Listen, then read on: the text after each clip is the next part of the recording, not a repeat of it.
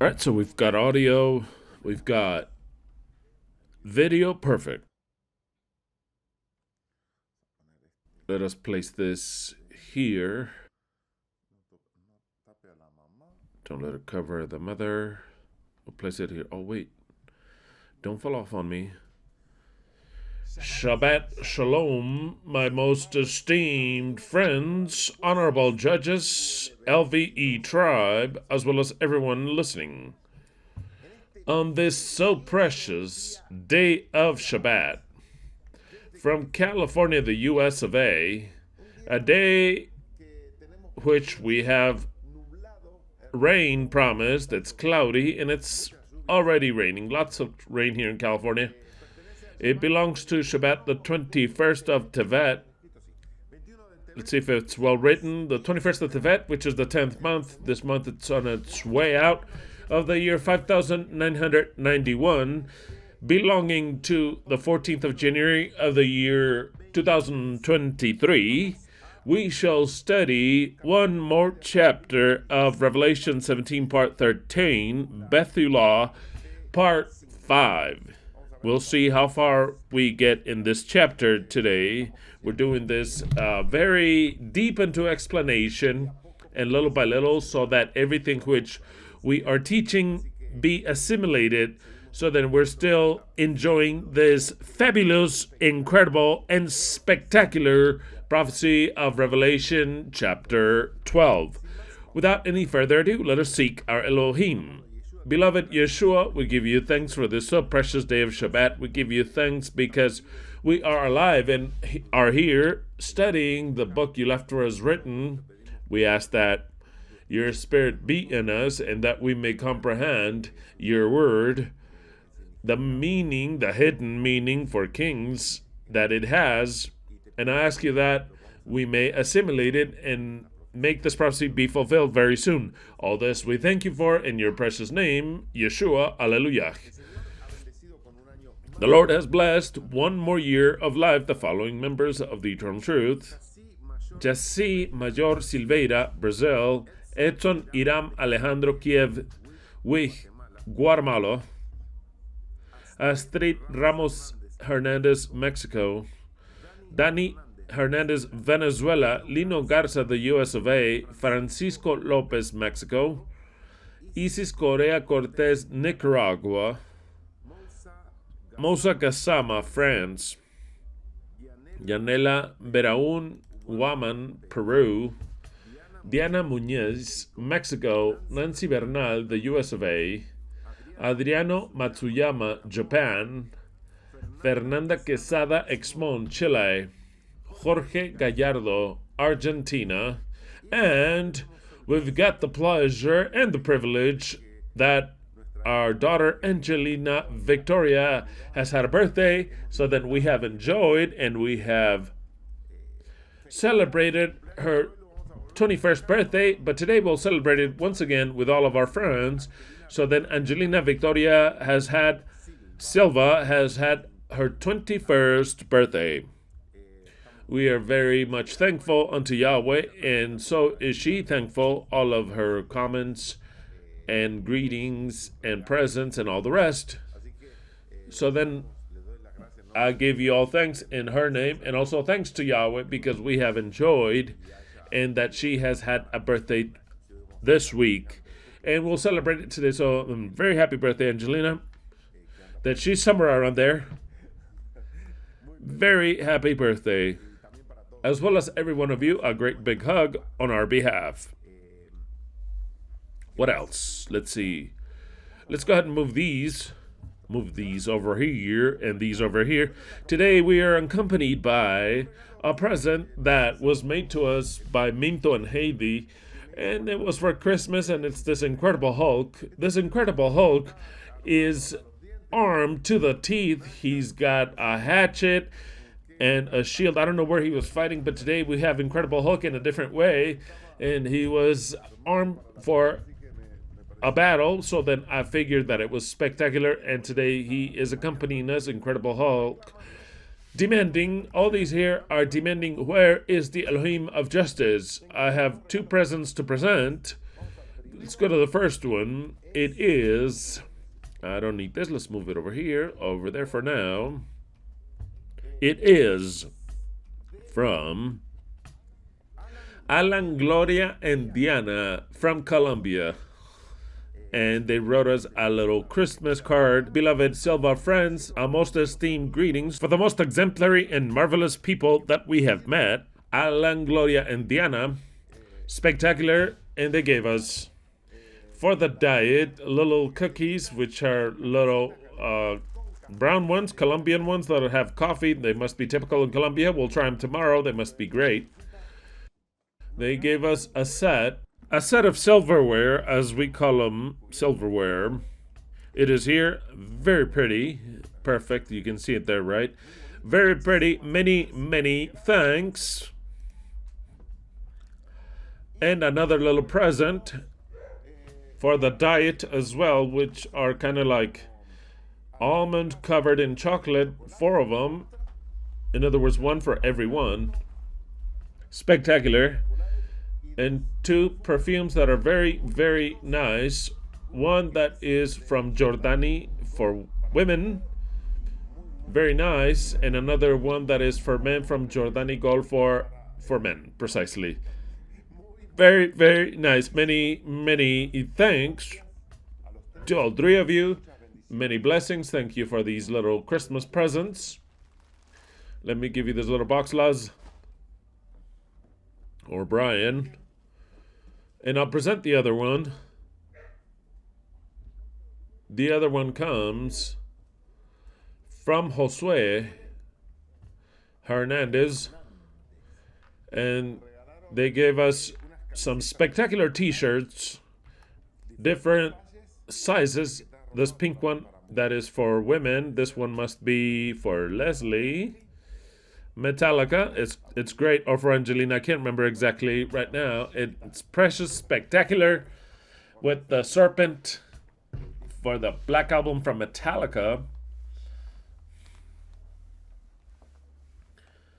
Maybe a Christian watching something, but that's a satanic music. Yeah, it's not for you.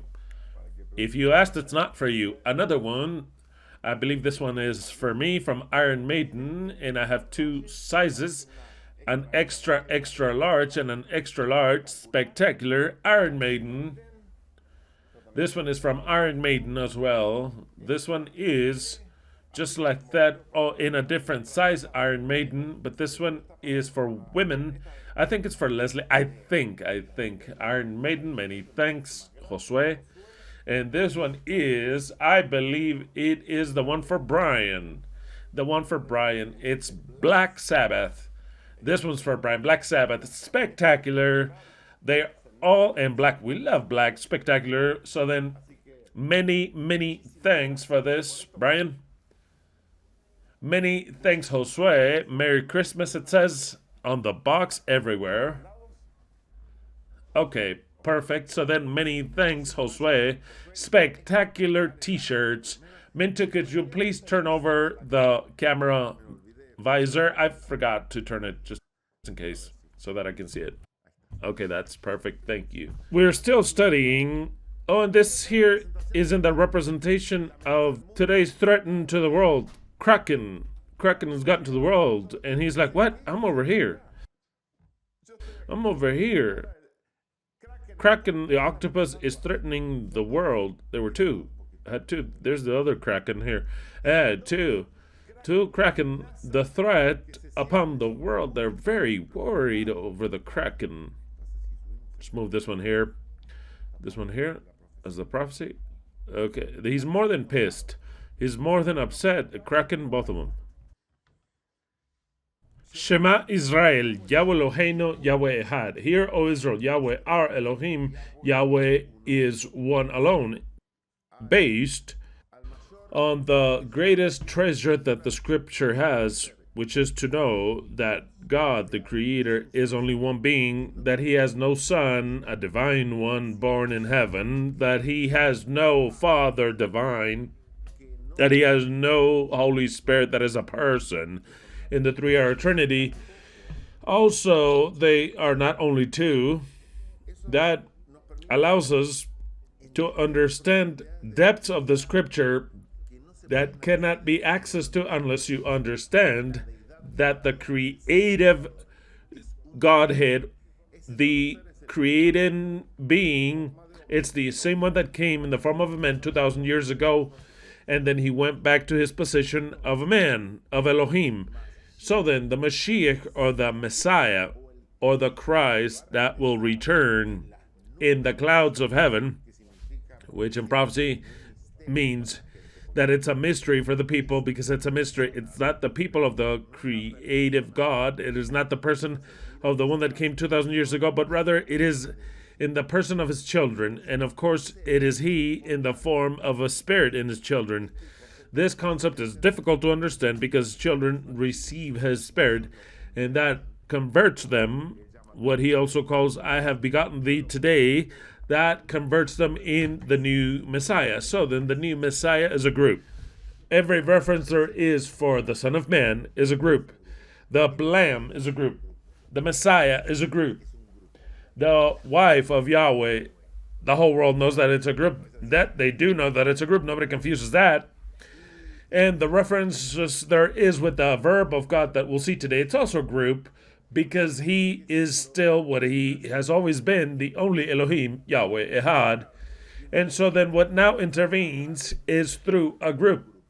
This the people do not know. This the people do not understand because it's not for them, but rather only for the group, the special group that will have to develop and be part of that prophecy.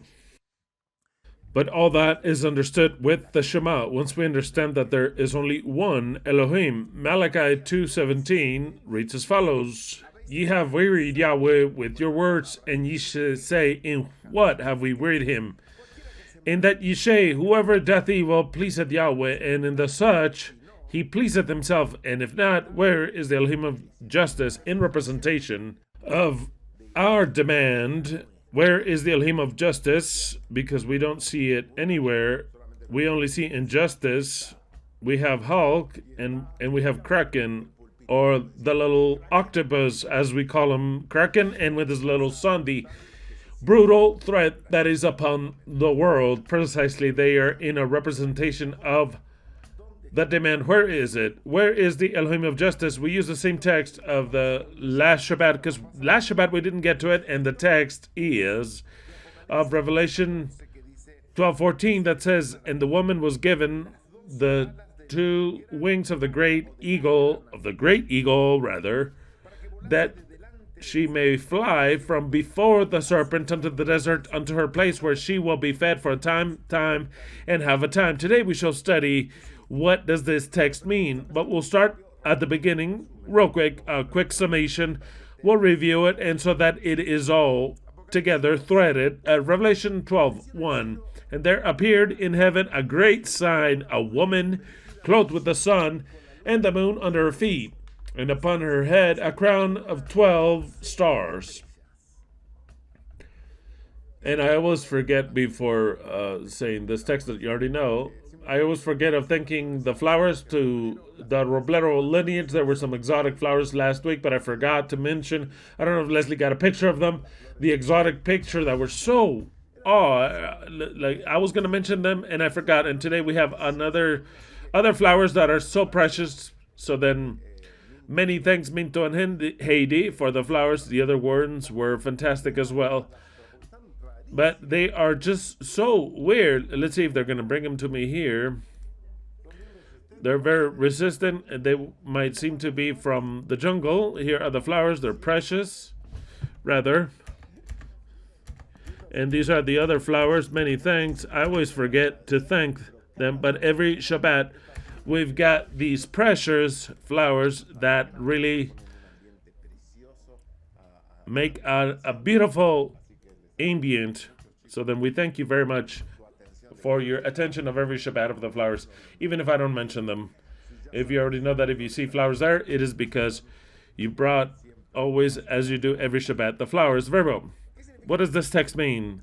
And there appeared in heaven a great sign. A woman appeared clothed with the sun, with the moon under her feet. Nobody can understand this, rather, unless you understand what the Apocalypse is. The Apocalypse is a book of which was written and has helped so many people to prepare themselves all to have a certain, the microphone there, to prepare and to try to have a glimpse of how the end will be. That is where we get the word apocalyptical.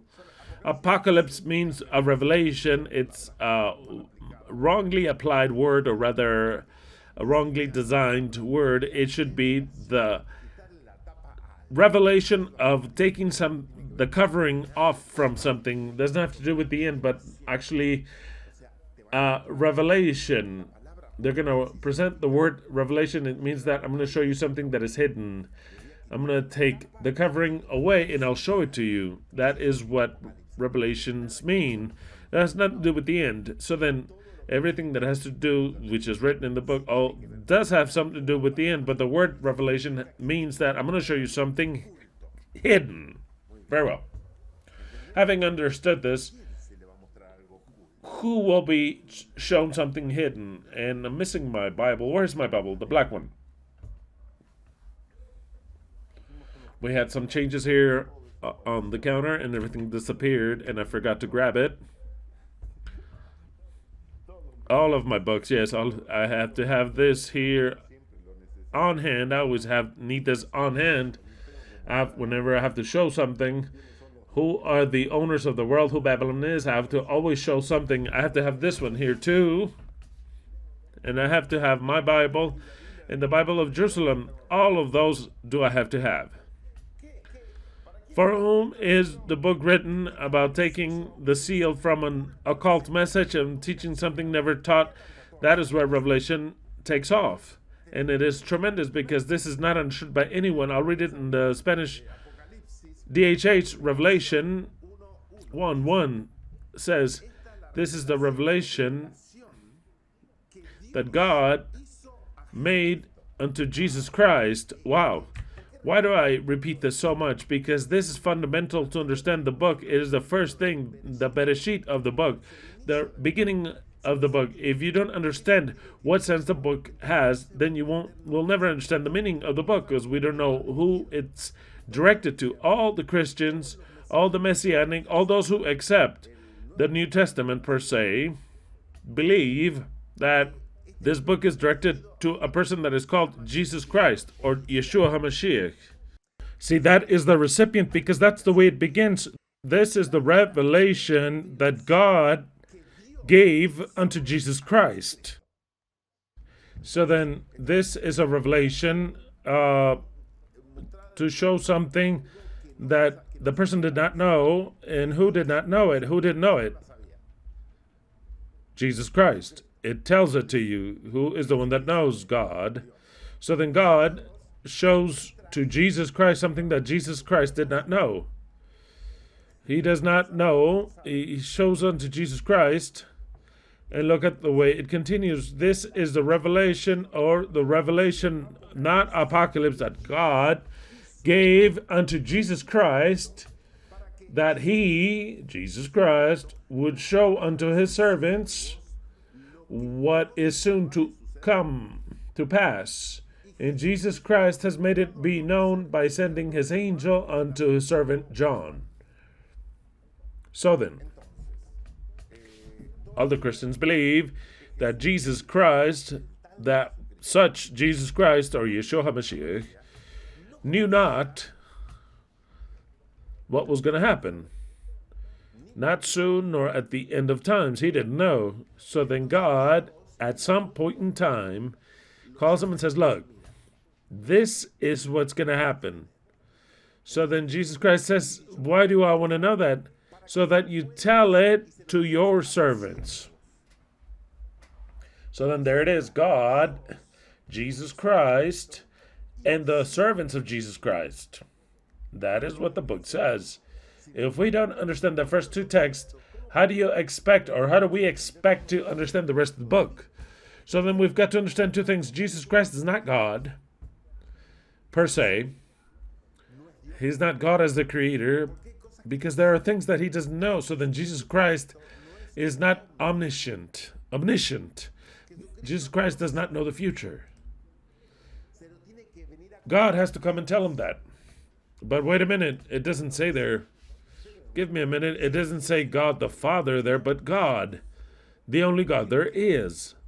So then Jesus Christ clearly is not an integral part of that God. Are you understanding this? Because the book says it. If we accept the book, then we understand that there is a God, an only God, that at some point in time, he decides to tell another being that does not know what's going to happen.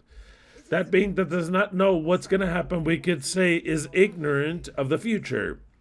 Because if an ignorant means to not know something, so then he is ignorant of what's going to happen. But of course, that Jesus Christ, the whole world, the whole Christian world worships that Jesus Christ, thinking that he's also God. But there is a great incoherence in saying, how is it that he does not know the story of his own creation if he knows everything from the beginning? So then who said in the Old Testament, I know everything since Bereshit. I know the future because I do things. Apparently it's not him, it's the Father. The other guy is someone which must receive information from the only God there is. When one places the base of what apocalypse is and wants to understand really, and I know this is not for everyone. They don't really want to understand what's happening here, who the book is for. The book is for Jesus Christ. And so that Jesus Christ may let it be known unto his servants. That is what the book says. That is what Revelation is. God makes it be known, the final secrets of the story, to a being that's called Jesus Christ. That Jesus Christ being receives it with the objective of making it be known unto his servants. That's the whole book of Revelation. If we don't understand who is that Jesus Christ, we'll never understand the book. If we are the servants, then Jesus Christ has to come and explain it to us. Do you understand that? Because or else you won't understand. That is the maximum secret. Once we understand that there's only one being, that he doesn't have a son called Jesus, then who is that such Jesus Christ? It is a parable. What the beginning of the book of Revelation says is this is the revelation that God gave unto his son. That his son give it and let it be known unto his servants in turn. It is very clear. Who is the son? It is a group. It is not one alone. It is a group.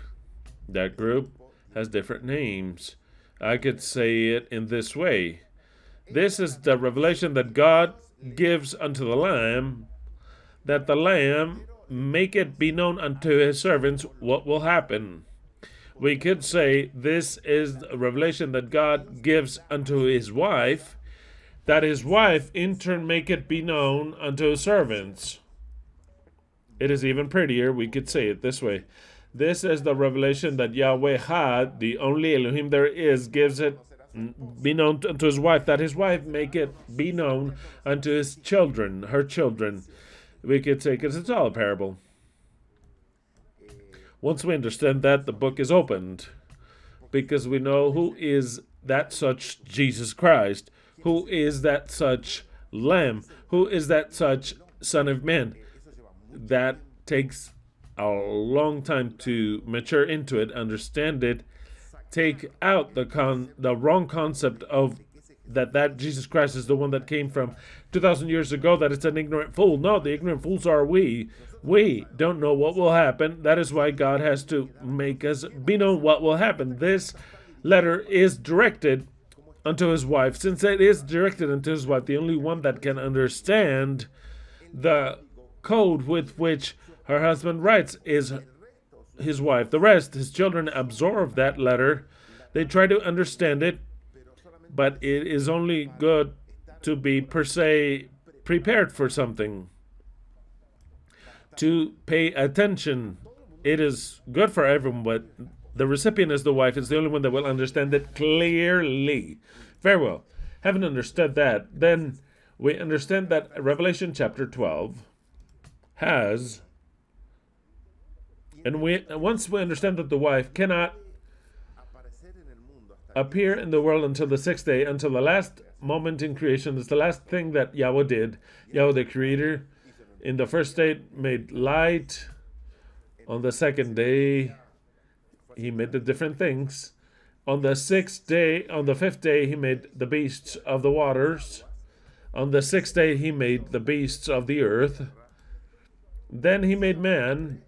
And after making man, the last thing Yahweh makes is the wife.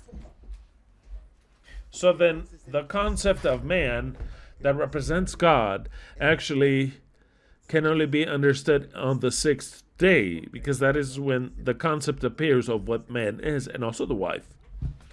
Not just on the sixth day, but at the end of the sixth day. Because the sixth day lasts 1,000 years. First, before man appears, the beasts have to appear. After the beasts are owners of the earth and are the kings and lords of the earth, that is when Yahweh makes man and makes afterwards the wife, the woman. So then the last thing that Yahweh makes on the sixth day is the wife. Prophetically speaking, the wife of Yahweh, the concept of man, which is God, has to appear on the sixth day, not before. That's why no one understood, not even who God was. No one even understood who God was. The disciples never understood who God was. They never understood who was the one that came in there, because it wasn't for them. So then the concept of who God is formalized, that is created, it is formed on the sixth day after the beasts. And after is the wife formed of Yahweh. So then the wife is a being that depends on Yahweh, just like Eve would depend on Adam. But she has her own nature. She has to learn from him. She has her own nature, divine nature as well. It's difficult to understand, difficult to accept it, but Revelation is a book that is written for her wife. His wife is the only one that can understand it. So then the happenings that happen in Revelation have to do with what the wife is going to be, or else it wouldn't make no sense to make a letter telling her a story of what already happened. It's what's going to happen to her, what's going to happen to her children, what will happen on this earth. So then there appeared in heaven a great sign. That sign is for the wife, a woman dressed with the sun, with the moon below her feet, and upon her head a crown of 12 stars. This sign appears once the wife is formalized, because it's for the wife. This sign appears in 2016 on December, and it ends September 23rd of 2017 in the sky. The wife starts to comprehend. She still doesn't comprehend everything, but she starts to, that there is a sign that she saw it for 9 months, and then after that sign does the baby come in symbols. And what happens when the baby comes out in symbols? Okay, in all of the sign, it means that the woman was formalizing, and that the woman was to have a transformation. She was going to give birth to the man child, give birth to the understanding of who she is really. That is what all the prophecy has to do with. So then, once we understand everything that I've just explained, this prophecy has a date, 2016, 2017. The woman is left pregnant on December of the year 2017 after the sign ends, and gives birth in Yom Kippur of the year 2018. When she gives birth, as the prophecies continue, the dragon that is already crowned wants to devour the man-child that's about to be born. In other words, wants to trap him. What is the dragon? It is lies, injustice, and everything that has to do with the wickedness of this world. So then, the wickedness, deceit, and lies wants to possess the man-child that is to be born, and what the wife will become. I say it so because you already know this. I've already explained it, but cannot, because that man-child will be caught up unto God and unto his throne. So then that is where we notice that that man-child that is also the wife, it is a parable, like the father and the son, the mother and the son are an Ekhad, are one alone. Cannot be caught up by the dragon or eaten up by the dragon, cannot be deceived, because he does not have the destiny of this earth. He has the divine destiny of sitting on the throne. And to sit on the throne means to be one with Yahweh, to rule this earth forever, this earth, as all the prophecies say. So then this man-child, that it's also the wife, it's an Ekhad, it's a group. That group has different names: the Lamb, the Son of Man, the wife, Michael, the Supreme Saints, and even the Verb. And we're going to see that up ahead. Since I've explained this prophecy so many times already, you already know all the symbols, or else watch the previous 4 chapters. We advance on to chapter 2 that says, and being with child, she would cry out in the travailing in birth and pain to be delivered. Precisely, she was with child, and she gave birth in Yom Kippur 2018. As I've just said, this prophecy has a prophetic exact time. And I want to come back to the stars that this lady has, this pregnant lady, this woman, Bethuwlah, this woman is dressed with the sun. That does not mean that she's illuminated by the sun, but that she has one sun in her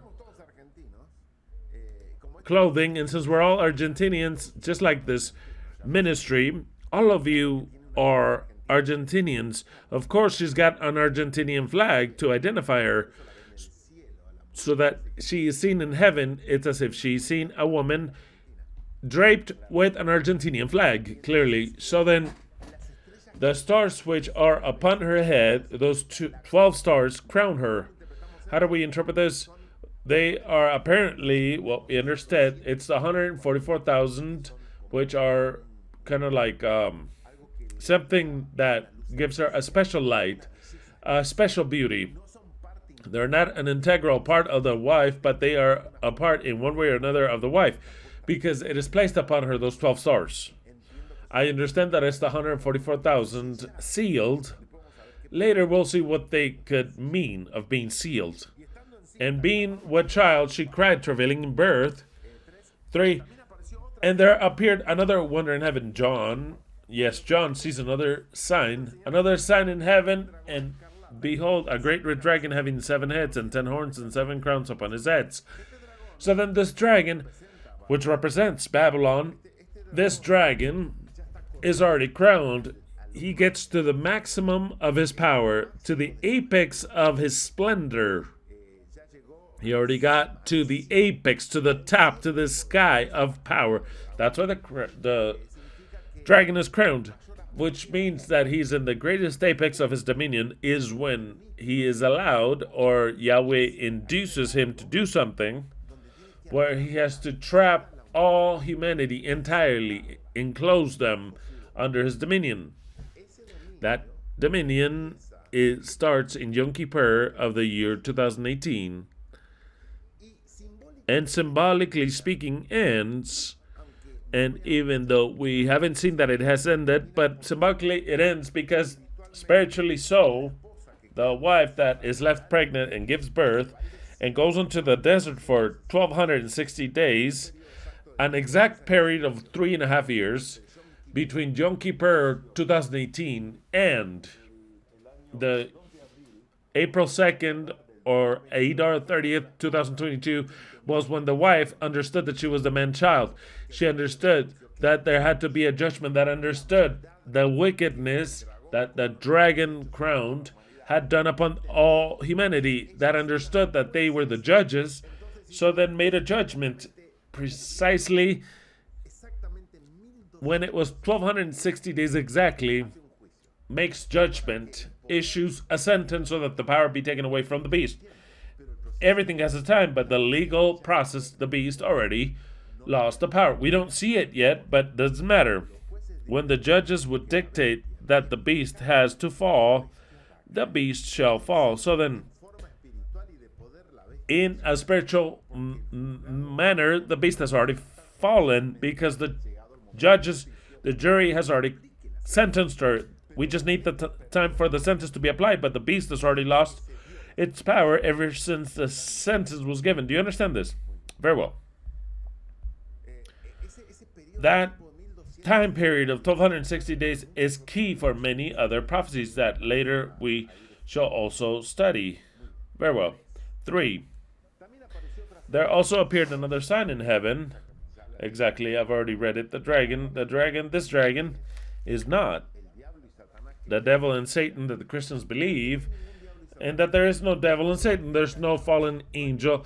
There's none that has warred against Elohim, but rather it is wickedness and injustice and the whole terrain that we live on this earth that the very Yahweh cultivated. Yahweh created wickedness, created injustice, that we have contact with her, that we mix with wickedness and injustice, that we, or at least either love that or look for someone else.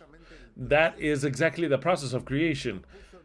Placed us in a terrain where we could choose almost without choosing anything. We're already wicked by nature, by creation. And we are unjust, unfair by nature and creation, and we live in a world of injustice and wickedness. But he placed something inside of us that looks for justice, that looks for that which is the truth. So then, for that group that has that and that looks for justice and truth, at some point in time, Yahweh, the only creator there is, says unto her, you know what? You deserve to be called God. In fact, you are God. I'll sit you on this throne and I will anoint you because you have loved justice and abhorred wickedness. For that very reason, I will anoint you as God.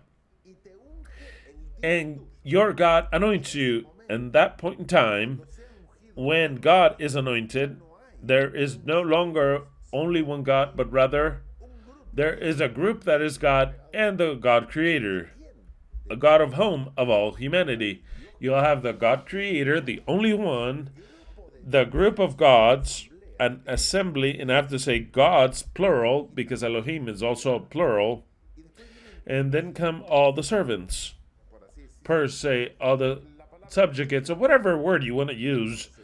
So then, at that point in time, there is no longer one God. There will be a multitude of gods, but in Ekhad, all united, because that multitude of gods, which is, I don't know the exact number, it could be 300, it could be 700, that multitude of gods are one, and they are the bride of Yahweh, and so as to not be mentioning them as gods, they are called as Yahweh calls them, a group, the sons of Elohim, the son of man, the wife, Michael, the man-child, Yeshua also, Yeshua, the new Yeshua, the Messiah, Mashiach, Moshiach, and even the verb of God. That's why it's called the verb of God. It's not God, the creator, but it's the verb of God that is also God. Still not God, but he'll be God, because all that is left is for him to be anointed by God as God. You understand that, right? Very important. Of course, we feel God's now. No, of course not. We feel as the last in the jar, per se. But that does not mean that God, at some point in time, in some ceremony that is unimaginable, will anoint us as gods. It is very clear. I can't even tell you even more clear than that. It's the same as is to say, is Babylon really going to fall? Yes, it's going to fall. It'll fall brutally. Babylon will. On these 1260 days, the woman and man-child, that is the same thing, one and the same, but it's separate, so that you can understand that the woman understands what the man-child is. She gives birth, the knowledge of the man-child is fed or fattened by Yahweh with a wisdom that she didn't have. That wisdom is the new Germanic medicine, among other things. Way more other things that we learned. But I highlight that because she was to be the key so as to not fall in the deceit in which the entire world would fall in. which would be precisely through pharmakeia. That is why it was so important to absorb this information that was fattened, while the dragon, crowned by glory in heaven, was to deceive all the inhabitants of the earth except for the bride.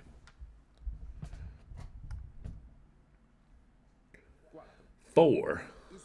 And his tail, or his lies of the dragon, which is wickedness, there's not an angel that existed like it was said. This is just symbolism of wickedness and injustice that Yahweh enclosed the world in.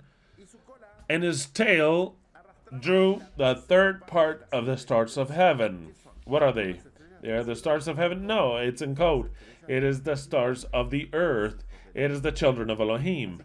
So then one of every 3 members of the human race is an integral part of what is called the dragon. So then one of every 3 is the dragon, because it's an integral part of the dragon, works directly for the dragon, that is 1/3, and cast them upon the earth. And the dragon stood before the woman, which was ready to be delivered for to devour her child as soon as it was born. I've explained it already.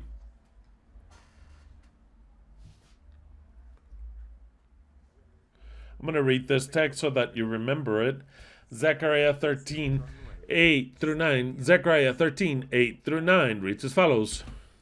And it shall come to pass that in all the land, entirely in all of the land, I don't know how it says here. Let me look how it says here in the Spanish RV 1960. Let's see. And shall die the 2/3 of those who inhabit this country, which is the earth. And the third part will be left alive. And that part that is left, I will make it go through fire, and I will purify it as silver is purified. I will purify it as gold is purified. Then they will call unto me, and I will respond.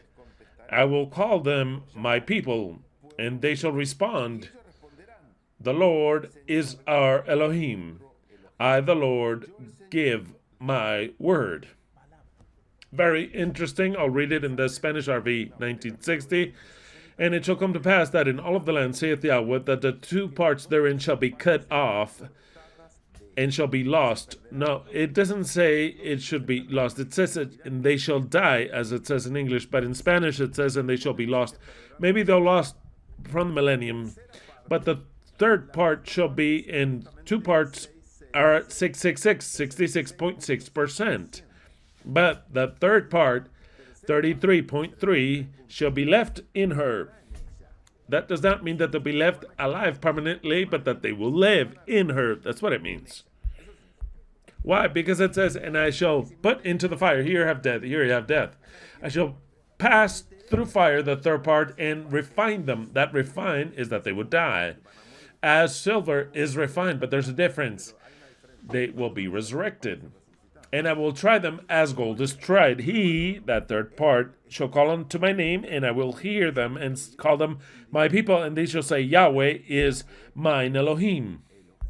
So then, it clearly means that at the end of times, of the 100% of the people, 66.6%, 666, or the 2/3, will be cut off from the earth and will be placed to sleep. One is integral Babylon, and the other one is the servant of Babylon.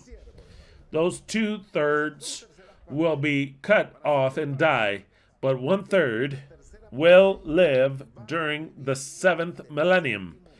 But in order for them to live in the 7th millennium, because it's not adapt to live right now in the 7th million, obviously, has to be purified, has to go through fire, has to be refined as silver and as gold, so that to barely it be said, Yahweh is mine Elohim. Apparently, they don't say that now, but they deserve to live on the new earth, but they have to be purified. They are impure now. They're impure, and they're not apt to live there. So then they will be purified, and the way in which they'll be purified is what we're studying now.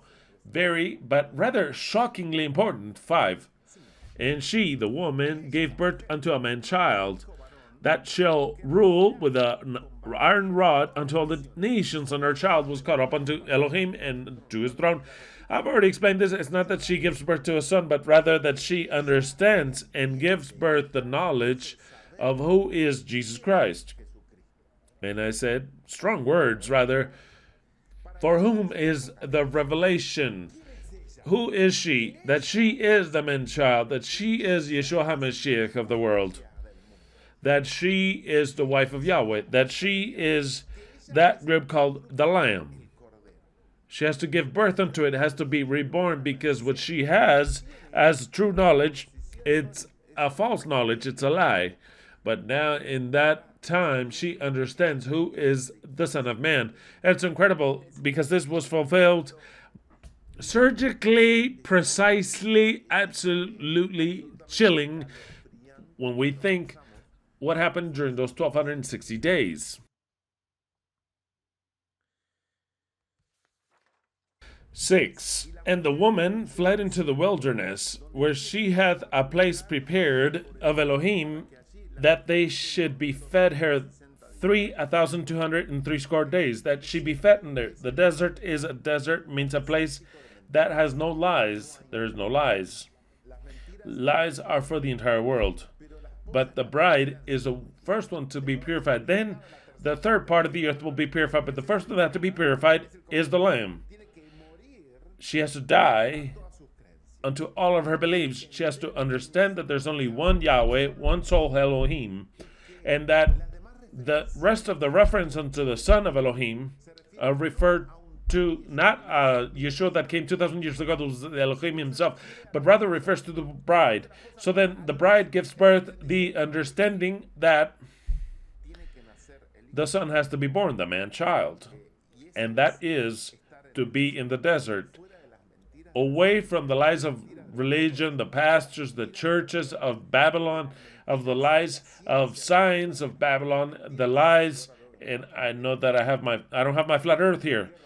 My flat earth has to be here, away from the stupid signs of Babylon. Careful with my flat earth, because the bride is completely a flat earth, and this is a symbol.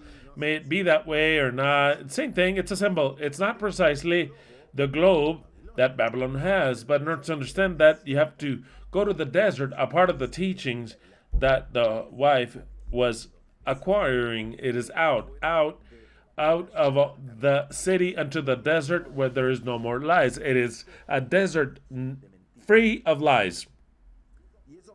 And those 1,260 days are enough that the man-child mature and say, I'll issue a sentence against the dragon, against the wickedness of Babylon.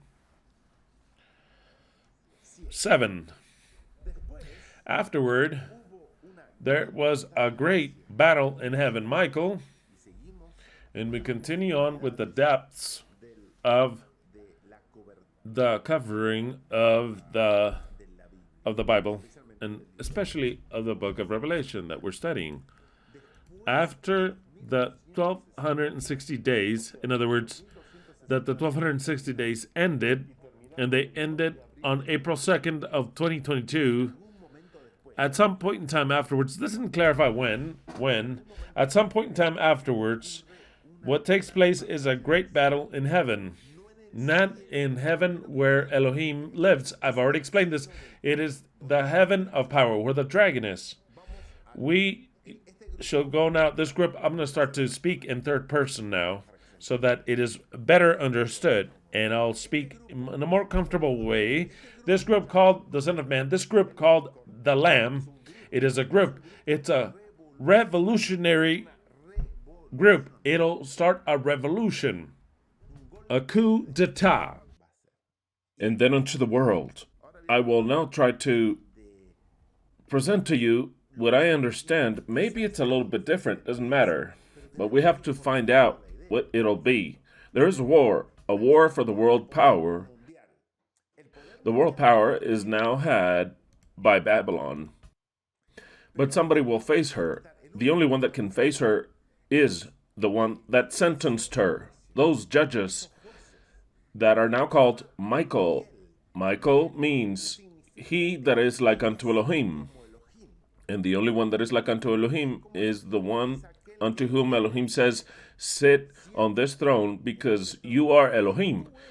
Because you have loved justice and abhorred wickedness. That is why your Elohim anoints you, but your Elohim. So then that one that is like unto Elohim, the only one that is like unto Elohim, the one that is like unto Elohim is a group. Always a group. A revolutionary one, rather. But no one understands this. No one understands this. Because this book was only written for Michael, for his wife, no one else. So then it is understandable that nobody understands it. And then, after those 1260 days, there was a great battle for the power of the world. Michael, the bride, the Son of Man, and even the name Jesus Christ, and his angels fought against the dragon. And the dragon and his angels fought, but prevailed not. Neither was their place found anymore in heaven. But of course, that battle, once it unfolds, it has only one winner. That winner is Michael. But it won't be easy, or at least it won't look easy. It won't look easy. First of all, the dragon is pretty stupid. It is not an angel. It is the reigning power, and the reigning power is pretty stupid in every aspect, or else just look our beloved president. You can admire whatever, he's such an idiot. He only has the power because Yahweh placed him in power. It doesn't mean that he's extremely intelligent. He's extremely idiotic, extremely stupid, and extremely wicked. That is why, for that same reason, he won't even notice that he has no chance. But in his own stupidity, he believes he has a chance. And Michael will not make it for him so per se, because here there is a fight for the people. If a Michael were crushing immediately, then no one would die for their faith. And we shall study that the 1/3 that will stay on earth has to give their blood for what they believe in. If Michael crushes the dragon immediately, why are they going to give their blood if there's no contrary anymore? Do you understand what I'm saying? So then there has to be a fight that it would seem that no one knows who will win, just like the final of the World Cup of Argentina, France, same thing. No one knows who will win. So then the people have to decide to get on one side or the other. Evidently, 1/3 and only 1/3 gets on Michael's side. It is clear, it is prophesied. 1/3 goes on the side of Michael on that battle, and 2/3 get on the side of the dragon. So then it is all defined already. But it'll seem something that no one knows which way he's going. You don't know. Very well. So then, I've already explained absolutely everything, the battle for the power. But the dragon shall not prevail. Very well, 9. And was cast out of power, the ancient dragon, the old serpent called the devil and Satan, which deceived the whole world. It is very clear. He was cast out into the earth, and his angels were cast out with him. So then they are cast out from power. But I want you to understand something here, something very interesting, because the story continues. At this point in time is when the power of Babylon is placed in check. The fall of Babylon will not be so resounding, because even though he may be losing its supremacy, they'll continue to fight till the very end. And that is what the story tells. 10. Then I heard a loud voice in heaven saying, now is come salvation and strength and the kingdom of our Elohim and the authority of his Messiah, the authority of his Mashiach. Already, Mashiach and Michael is the same thing, because the one that was fighting was the Mashiach. Notice that it is the new Messiah, or the awaited Messiah for all people, the desire of ages. Let's use the title of Ellen G. White's book, which is taken from a text in the Bible, Zechariah. I think it's in Zechariah. The desire of ages is not the one that came 2,000 years ago. No. People will notice that they were wrong, but of course, barely then does the Messiah gain authority. Up until then, the Messiah had no authority. Look at the way the text says. Then I heard a great voice in heaven. In heaven means in power. It wasn't heaven where Yahweh lives. No, in heaven means precisely that Michael and his group, the group of Michael, the Michael group, the Lamb group yells. They shout in heaven. That is a great voice. What a great voice, because it's many people. They yell. It says, now has come salvation. Finally. That's what we are demanding. Where is it? So then there, Michael, the Lamb, the sons of Elohim, the bride, Jesus Christ, however you want to call it, the Messiah yells in heaven of power, that is, now has come salvation, power, the kingdom of our Elohim, the only one there is, the creating Elohim, and of Elohim, not just the creator of Elohim, but Elohim and the authority of his Messiah. The one shouting in heaven is the Messiah. Finally, we've got power. Finally, now we do have the kingdom of our husband and our authority. That is what you hear in heaven, and the authority of his Messiah. Because has been cast out the accuser, or rather the harasser of our brethren, the one that would harass them or accuse them before our Elohim day and night. That is very different than what is written of what it means. Finally, it is running out, and we are defeating wickedness and injustice of the rulers of this earth. That's what it's saying. Finally, now we can explain every human being at the adequate time what the truth is. Finally, it's all over, this creation of injustice. Finally, and all this would be done under the creation and in the face of Yahweh. It is more than clear, this text, as I've explained it. That's why I don't go into it way too much. That's why I won't tarry too much in it. Very well. Now we go directly to number 11. But before going to 11, just out of curiosity, Yahweh, when he came to the earth and he made himself be called Yeshua, but he was Yahweh, this happened. The followers of the Torah, let's say this, the followers of the Torah, the specialists in the Torah,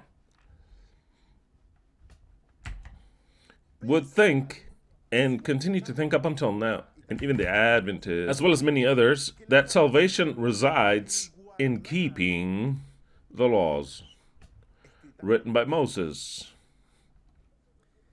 So then this takes place, John 5:45 through 47. We're talking about the harasser or accuser of the brethren, right? John 5:45 through 47 says, and how ironical, right, that this is rather contrary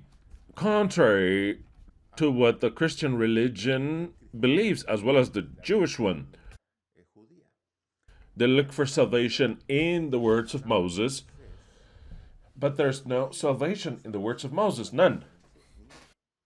Yeshua says so. Precisely, Moses came aside as to be a historian, to tell us the things that the Torah tells us. It was to end up fucking us up. The Torah, aside from the historical part that it has, the judicial part, rather, of laws, legislative ones, is the one that condemns us without being able to come out from there, condemns us to eternal death. John 5:45 through 47, Yeshua says, which is Yahweh, at that point in time, making himself be called Yeshua, do not think that I will accuse you to the Father, he says. There is one that accuseth you.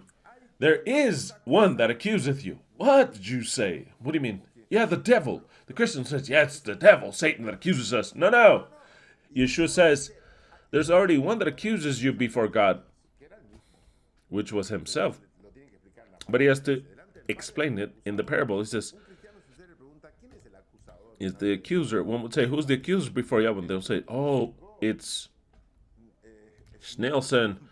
Oh, Snelson got here from his travels in Guatemala. That's good. It says, there is one that accuses you. Who accuses the devil? The devil. Moses. What? He says, yeah, think not that I will accuse you before the Father. He says, no. He says, there is one that accuseth you, even Moses, in whom ye trust. What? Yes, the same. And all the hope that you have, the very same accuses you on a permanent basis. For had ye believed Moses, and now I'm going to explain this, if ye had believed Moses, ye would have believed me. What did they have to believe Moses about? That the laws were going to fuck you up no matter what. If you believed in Moses that no matter how much you fulfill, you will die the way he died, assassinated by Yahweh at 120 years of age, without anything failing, without any medical problems, without any medical test. Moses died from suddenness. Moses died of suddenness. A fulminating heart attack. Who? Moses. Provoked by whom? The great Graphanetus, Yahweh. See, that is the problem. Moses was injected by a great dose of graphene. I mean, who knows? I mean, that is if it exists. I'm pretty much convinced maybe it does exist. Tell you the truth, are things that I really don't care. I know that in those liquids, there is nothing good, but Moses received one of them. One of those doses, and he was fried, Moses was. Who killed Yahweh? Who killed Moses? Christians, listen to me well. Jewish people, listen to me well. Moses was assassinated by Yahweh, and everyone that will follow him will be assassinated in the same way by the Messiah. Why? Because in Moses there is no life. That is why Yeshua says, hey, he says, don't think that I will accuse you before the Father, before God. No. There is one who accuseth you, even Moses, in whom ye trust. For had ye believed Moses, ye would have believed me, for he wrote of me. But if ye believe not his writings, how shall ye believe my words? You could interpret this by saying, no, it's just that Moses points to us, as the only solution, as a prophet that would come, because what he wrote isn't worth shit, nothing, not at all, just like that, nothing. It is no good for your salvation. The only hope is to wait in Yeshua. He is salvation. For that same reason, all his disciples, they were all Shia. Just like that, there's no other word. There's nothing.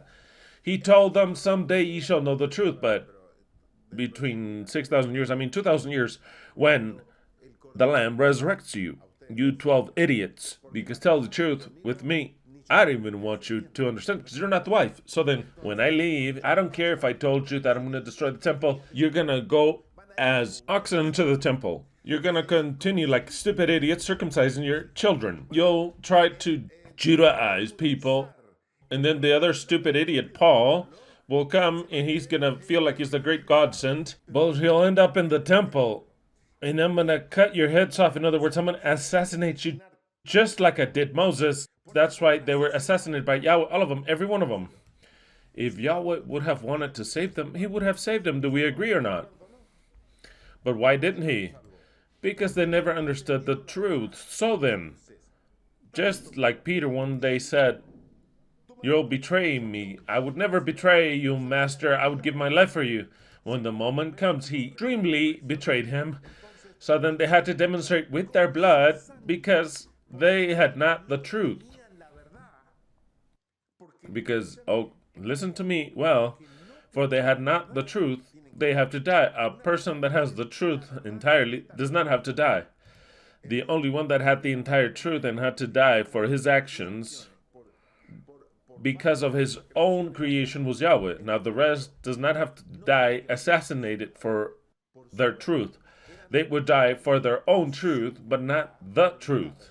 But so then, all of them never understood shit. And their writings, even the writings of Paul and of all the rest of the New Testament, you have to take them with a grain of salt because it was people that would not understand the truth. It was people that did not understand the truth. Peter's sermon was complete dog shit. Peter's sermon found in Acts. And many other things that I don't want to talk about now. But they are not the bride, neither are they a part of the bride, for they never understood the truth. That's why they had to demonstrate how much they loved Yeshua by dying, by giving their blood. Now, if we believed Moses, what do I have to believe him about? That something different was coming after the Torah, something better.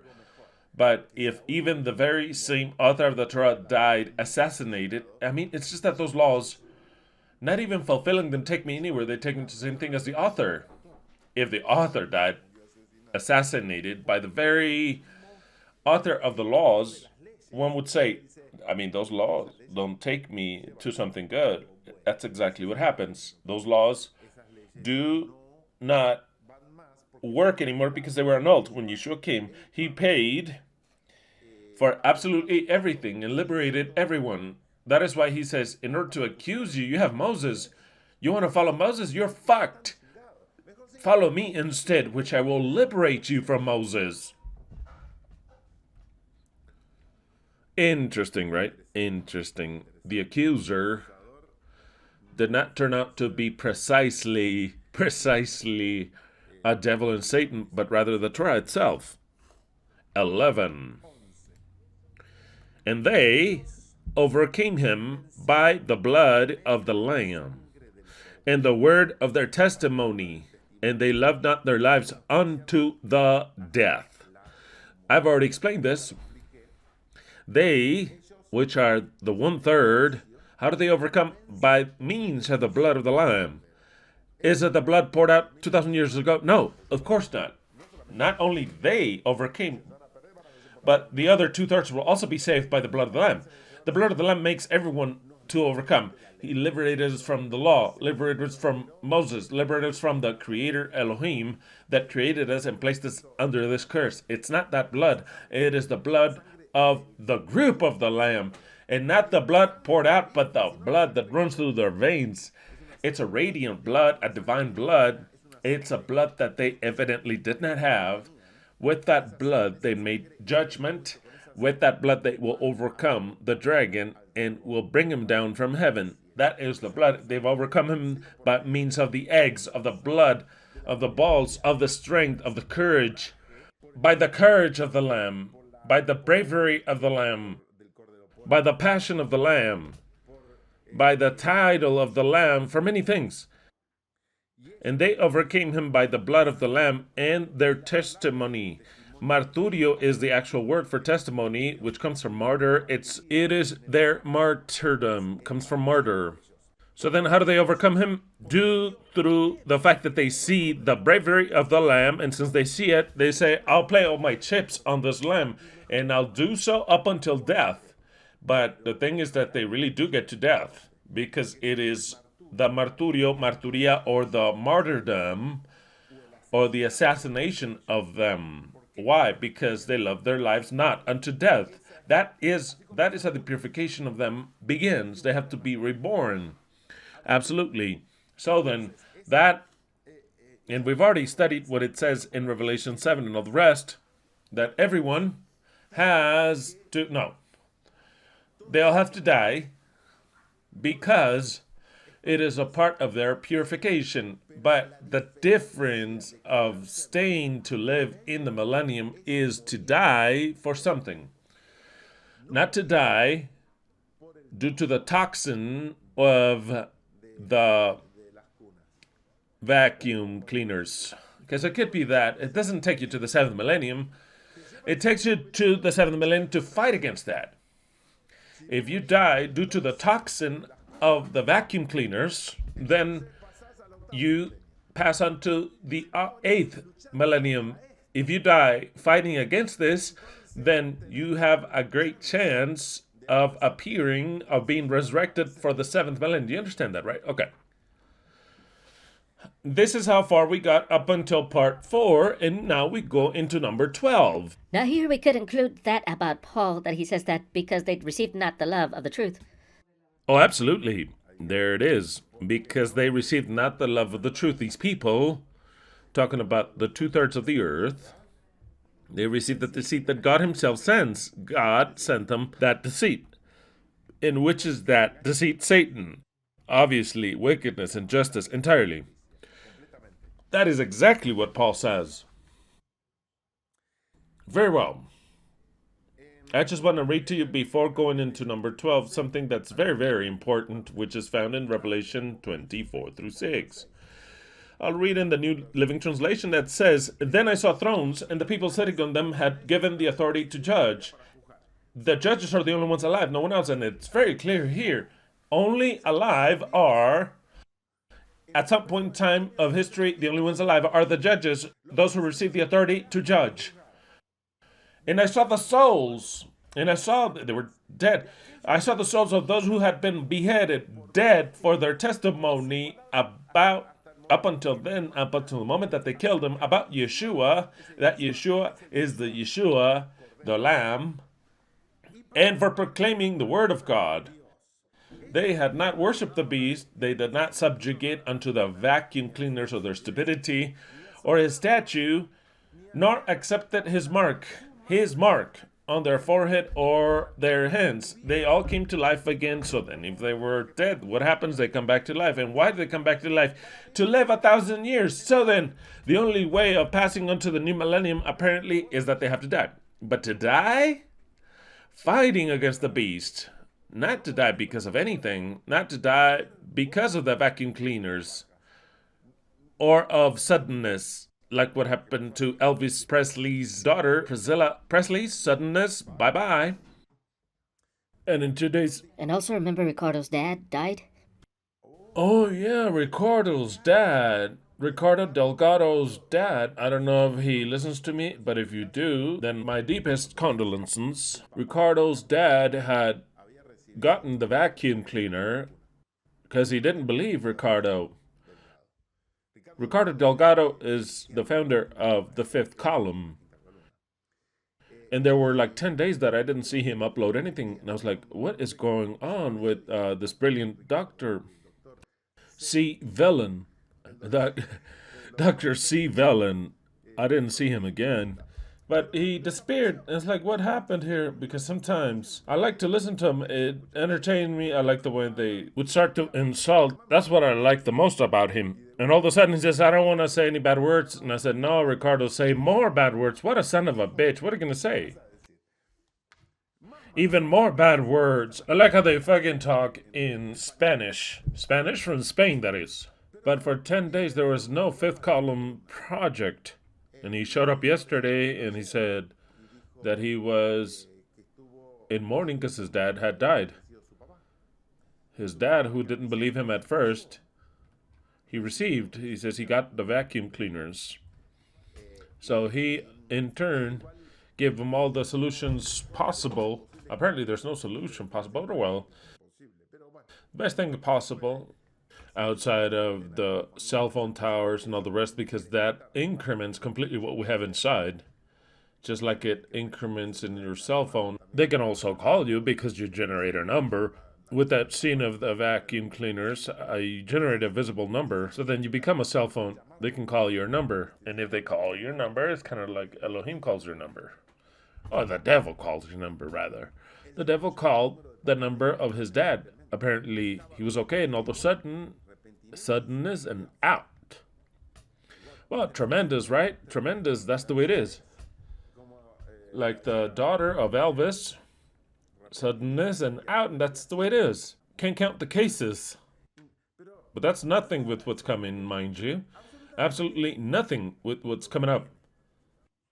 So then, if by any chance, Ricardo, you're listening to me, I send you a great big hug. You'll see your dad again in the adequate moment, but you have to be faithful up until death, and I shall give you the crown of life. Interesting. Many things that that we're going to be studying in Revelation 12. Okay, very well. So then, it says, and I saw thrones, and they who sat in them had received authority to judge the judges. And I saw the souls of those who had been beheaded. Wow. But of course, for their testimony, not because he got the scene of the vacuum cleaners, but because they gave testimony about Jesus. What Jesus is that? The Messiah. Not the Jesus of 2,000 years ago, no. Of that, everyone gives testimony of that. I mean, what testimony of Jesus is that? They don't even understand. That Jesus is salvation. Salvation that comes to the world. And proclaiming the word of God. What God? What God? It is most likely that is that God Jesus. It is very clear. They had not worshipped the beast. That's the most important thing. They had not worshipped the beast or his statue, nor accepted his mark on their forehead or their hands. They all came to life. They resurrected again, and they reigned with Christ. Who's Christ? Precisely that Jesus. That Jesus. The Mashiach, the Lamb. That Lamb, that Christ. They reigned with Christ for 1,000 years. It's the only ones that can live during that millennium. This is the first resurrection. Excellent, spectacular. The rest, which are the 2/3, the rest of the dead did not come back to life until the 1,000 years had ended. Blessed and holy are those who share in the first resurrection. For them, the second death, in other words, the purifying hell, holds no power over them, but they will be priests, or rather Kohanim, of God, the only one there is, the Elohim creator, and of Christ. Who's Christ? It's that individual to whom Revelation was written, to him, and of Christ, his wife, him, the Lamb group, and of Christ, and they will reign with him, with Christ, 1,000 years. So then, those who are left will also be kings, and I find that to be fair in one way or another. Kings, in other words, these are pyramid of governments. You got Elohim, the creator, the only one there is, the owner of it all, the creator, designer, and executor of this. Then you've got the group of his wife, which are he is God and the wife is God upon everyone. He's God overall, over his wife and everything, and the wife is God over everyone else. Then you've got the millennials, which are kings also, and they are the ones that will do all the work for us of the part of the purifying hell later, because it is a lot of people that are going to be resurrected, not just those who died now, the 2/3, but all the ones that have existed. You know how many billions of people that is? I don't think it's a little group of 300 or 144,000 is enough. We'll end for centuries on end training those people. We need a lot more. So then, those who are left here during the millennium become kings also. Of course they'll be kings. One thing is that they have 1,000 years over all the rest. And another is that they are kings over all the rest. So then, it is composed this way. The government forever of Elohim. Elohim the creator. His wife, amongst them, title that says Yahweh, he and she. Those are the only two gods that there is. The rest below are kings. The millennials, those who lived during the 7th millennium. And below that, it's all humanity, his children. Do you understand? So then, perfectly well, they could be either this whole part is stars of the woman, or they could also be the 144,000 only. But that is the government forever of Elohim. He, she, the Kohanim and kings, and the rest of humanity. You understand that, right?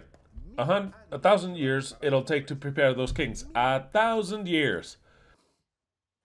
That's why it says, I'll read it again. Blessed, it's more than blessed, and holy, set apart, are those who share in the first resurrection. For them, the second death holds no power, but they will be Kohanim, priests, wrong said, Kohanim of God and of Christ. Here you have the two gods, of Christ and God, and will reign. They are kings, and they'll reign with him. He must be Yahweh, God, and his wife, 1,000 years. I mean, spectacular. And this is as far as we got in part 12, and now we advance.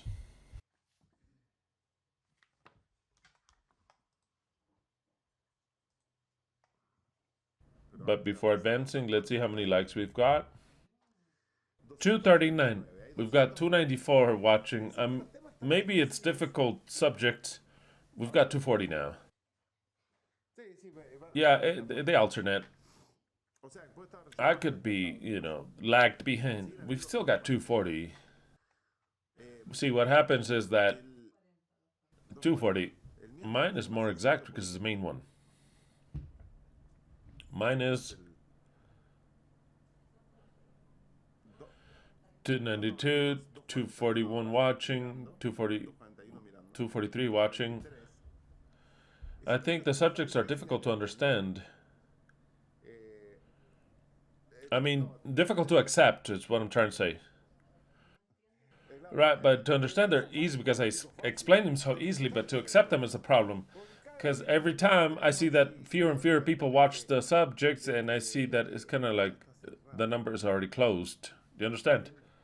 He that is and he that is not. It would seem that the time is closing already, and we want for everything to be given in this year 2023. That is our hope. That another thing, whatever. I mean, that's our hope. It's as if I see that it's kind of like the subject is already sealed. Interesting. Very interesting. Very well. Okay, thank you for your likes. 257 now. And if you didn't remember, then please give us a like if you wish. That's if you are a part of the group of the Lamb. 12. Wherefore rejoice, O heavens, and you who live in the heavens. Woe, woe unto the inhabitants of the earth and of the sea. For the devil, in other words, the dragon, is come down unto you. He's coming down from his power unto you, having great wrath. Of course, he's very upset, knowing that he hath but a short time. Very well.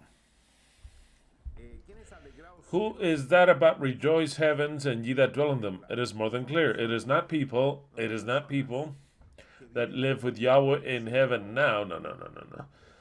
We could care less. They are not a part of the history. No. Who is that heaven? Well, I've already explained it.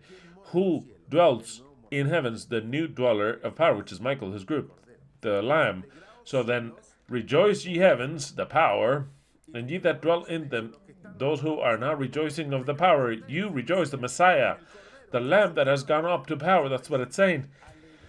Rejoice, you, the new power upon the earth, those who dwell in power. Before, the ones that used to dwell in power with the devil. It is more than clear, right? It's comprehensible. Those of you in power. But then it says, whoa, what's saying? To the Lamb group. I'm trying to speak in a third person. I'm going to try and speak in third person. The Lamb group, that revolutionary group that's called the Lamb, that group, he says, rejoice you. Rejoice. And why rejoice? Because it's a command from Yahweh. More than a command, it's kind of like a characteristic that he'll set in them. It's a joy more than his companions that he is anointing them. But rather, it is because, how do I explain this? It's a command so that they rejoice and not be embittered by what's going to happen. It says it's time for you to rejoice for what's to happen later. You who just went up into power, that Lamb group that just went up into power, rejoice. But those who dwell not in the power but below, watch out, because a desolation cometh. But ye who are above, do not get embittered, because I've been preparing you forever. In fact, the whole series that we're giving now, it's so that you prepare. Rejoice, all of you, when you go up into power, and don't say, oh no, poor thing. How are they suffering? I didn't want this. No. Rejoice, you that are in power. But woe unto they who dwell the earth, those below, those who no longer have power, and of the sea, the entire multitude of people, for wickedness has come. So then wickedness now comes to a personal level unto you with great wrath, knowing that he has but a little time. This text that's hidden says, in the moment in which you fight, in the moment in which the Lamb group, fights against Babylon and makes her come down, and they are left in heaven, and there's no more group for Babylon in heaven.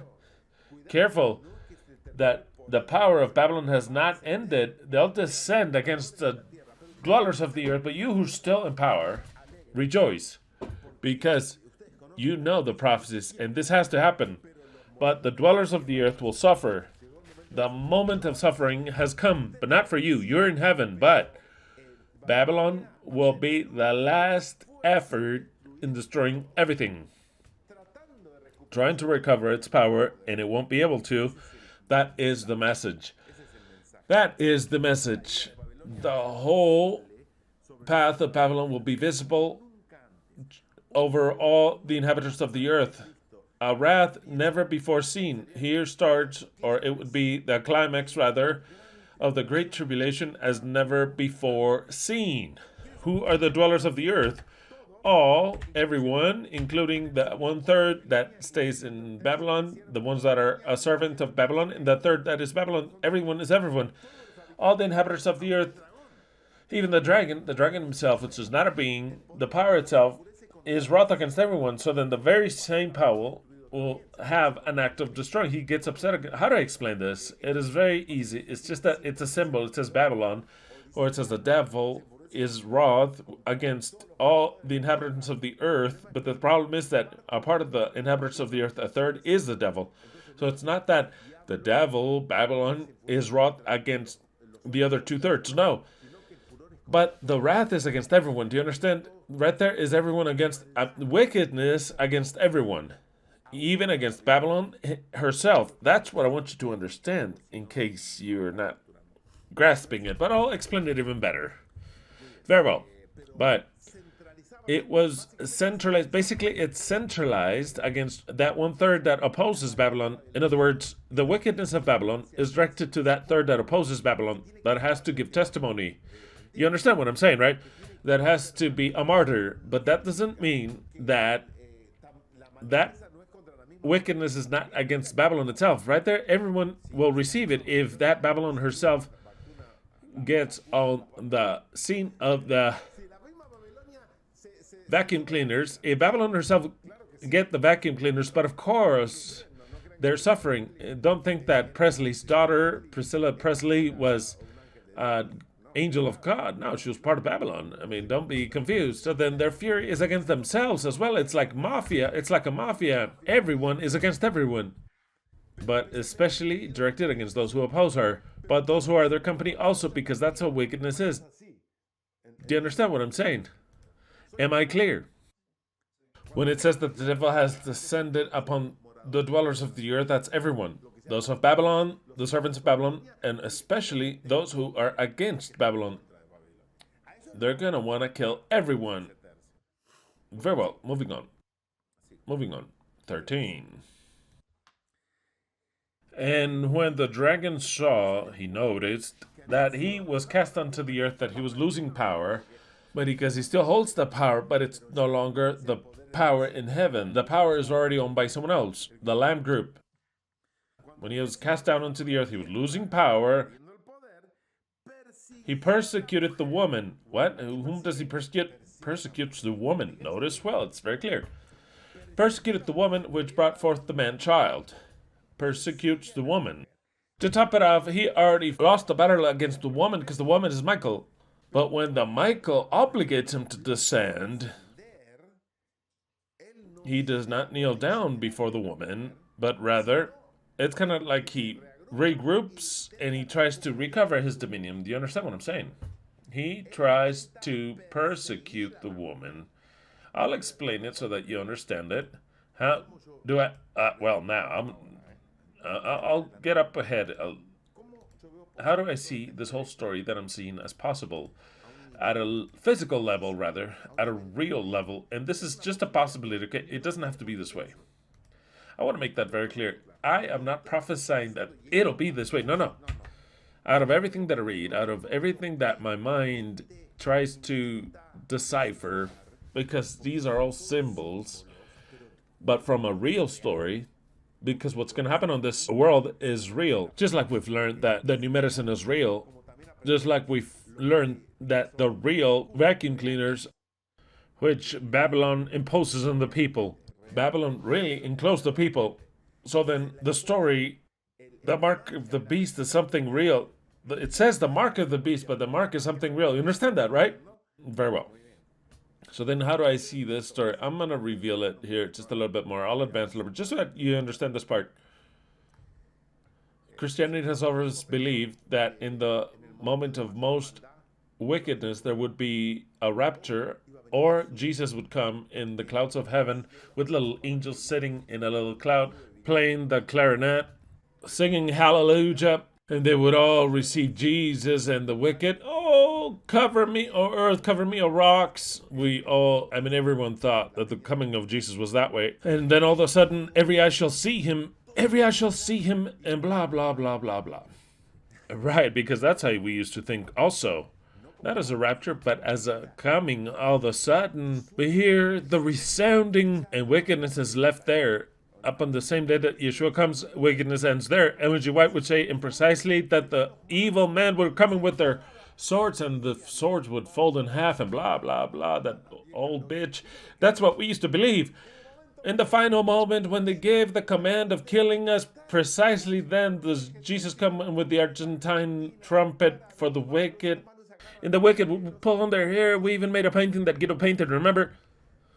In Rome. Everyone destroying themselves in the coming of Christ on the clouds. That's the vision we had, because we thought that the book was for Jesus, not for us. So then we would place ourselves in the place of servants. We're servants. What did you say? We've never understood anything. The reality is that this would be real. The only way for this to be fulfilled, in what I understand here today, I'll repeat this again. This is my appreciation. In my appreciation today, in my best appreciation, is that this group, this lamb, that has already been formed, because the woman has already given birth unto the man-child. The man-child has grown, and the woman, which is the man-child, gave a sentence, issued a sentence. After that, continued to grow, continued to mature, and still, we have not gotten to the fight against that dragon, but already in third person. But that group has already given their verdict. But that group, at some point in time, when the Elohim Creator decides, he will go and ascend to the heights to fight against that dragon. And the dragon would fight against her, or against that group. I'm going to call him the Lamb. In that group. Or Michael, same thing. Michael the Lamb. And they will fight. And the dragon will descend. And these who are here, up here, Michael the group, will be victorious. But the dragon will continue to have power. It's just that they found the apex. They lost control. The apex. They're at the top now. They control everything. But at some point in time, the Lamb turns on them, and now he's in heaven. He will rejoice. Poor things of the dwellers of the earth, because he is descending. He's descending from power, but it'll be a disaster. But then, when you see that this one was on earth, he persecutes. He tries to persecute this one. Because really, this one is not in heaven, it's here on earth. It's all symbolism. How will this take place? Now I will say it. This is the way I see it. You're like, quit beating around the bush. This is the way I see it. The only human form of this to unfold is that this group called the Lamb, which are Mr. Nobodies, actual nobodies, but are the judges, get together. How? Only Elohim knows how they do it. But they get together. And they get together and they look for a point on earth that is dominated by the dragon, Babylonia. And they do a coup d'etat at some geographical point. You can imagine where I have my opinion where it should be. I have my opinion of where all the prophecies would fit in. So then that group takes control of a government, of a country. a country. And of course, it's a group that has power.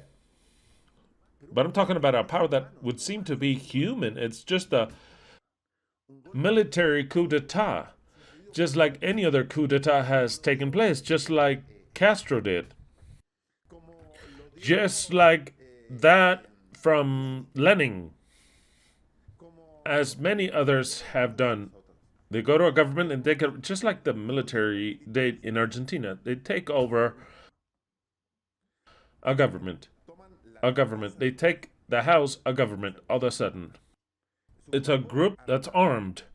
And they are arms that would seem to be conventional, but it's already different because it's a prophetic group already. It is not the human group that wants to take over a country, then it's some wicked ones that want to. No. This is the final of all prophecies. This group takes a place. And it calls the attention of the whole world. It also takes radio, TV, just like any military coup d'etat. Takes the armed forces of the country and says, from here on out, first communication. I remember the ones that were in Argentina, it would be like, this is the military communication number one. So then that's the way they would inform us. I used to live the military coup d'etat in Argentina. They would interrupt whatever conversation and they would send a communication from there. Well, I could imagine what is prophesized all of a sudden. The Lamb takes over the radio of that country, takes control of all the selections of TV of that country, and takes absolute power, transmits to the whole world. They can block him, but they can see him, whoever can see him, in that country entirely, and the rest also. And they oppose entirely against Babylon because the USA, whatever, you know the group. Obviously, I cannot imagine taking over the US because that would be a battle won. The US is the most powerful country. Precisely, that's the one he should not take over, so that it would seem a little more believable. He has to take over a country that's a lot more insignificant. And from that insignificant country, he starts with the communications. This group is called the Lamb. And from here on out, we're going to sentence all the lies and denounce all the injustices of Babylon. Of course, they have power, but you don't see that they have power. It could be humans. And it starts with power to reveal evidences that no one has and to show the injustices that Babylon does. For example, what is contained by the vacuum cleaners, for example, but not with a piece of shit microscope, but with a lot better technology that you would have no doubt. You'd be like, wow, that they show you in one way or another. It would seem to be human with human technology, but they show you how the Earth is, and that never got to the moon, and that NASA's a lie. That they show you what lies are from the pharmakeia. And I'm talking not like a crazy person speaking like I am, but rather with something that's a lot more precise, which are the arms that Yahweh will give that group. So then that group has access to all the secrets of the world. And for them to show it, not Wikipedia, but for them to show you there in the screens with all of the evidences, this world would stop. It's not that it's spinning, it would stop doing its activities. And would say, for example, it'd say, this president from this country, I'm not going to mention, but you can imagine what country they would take. Just imagine. I think you already know. The president, this guy's really a son of a bitch. For example, he will be hung due to these causes, and with that technology that these people has, it would seem human. It would seem human. Nobody knows that they're not human. It says this group has all the evidences against them. He accepted this medicine solution, and with this, he assassinated so many people. For that same reason, he'll be killed. This president and all his children and all who took part in this. Can you imagine the impact that they'll have in the world? And that the communications, they said from here on out, we're going to have justice. And those who you want out of you to be a part of this, join this group. This group is called this and that. And it's the new Messiah of the earth. Just like that. Tell them to them straight like that. The new Messiah of the earth. And we come to do justice. We come to destroy the government, this lying government.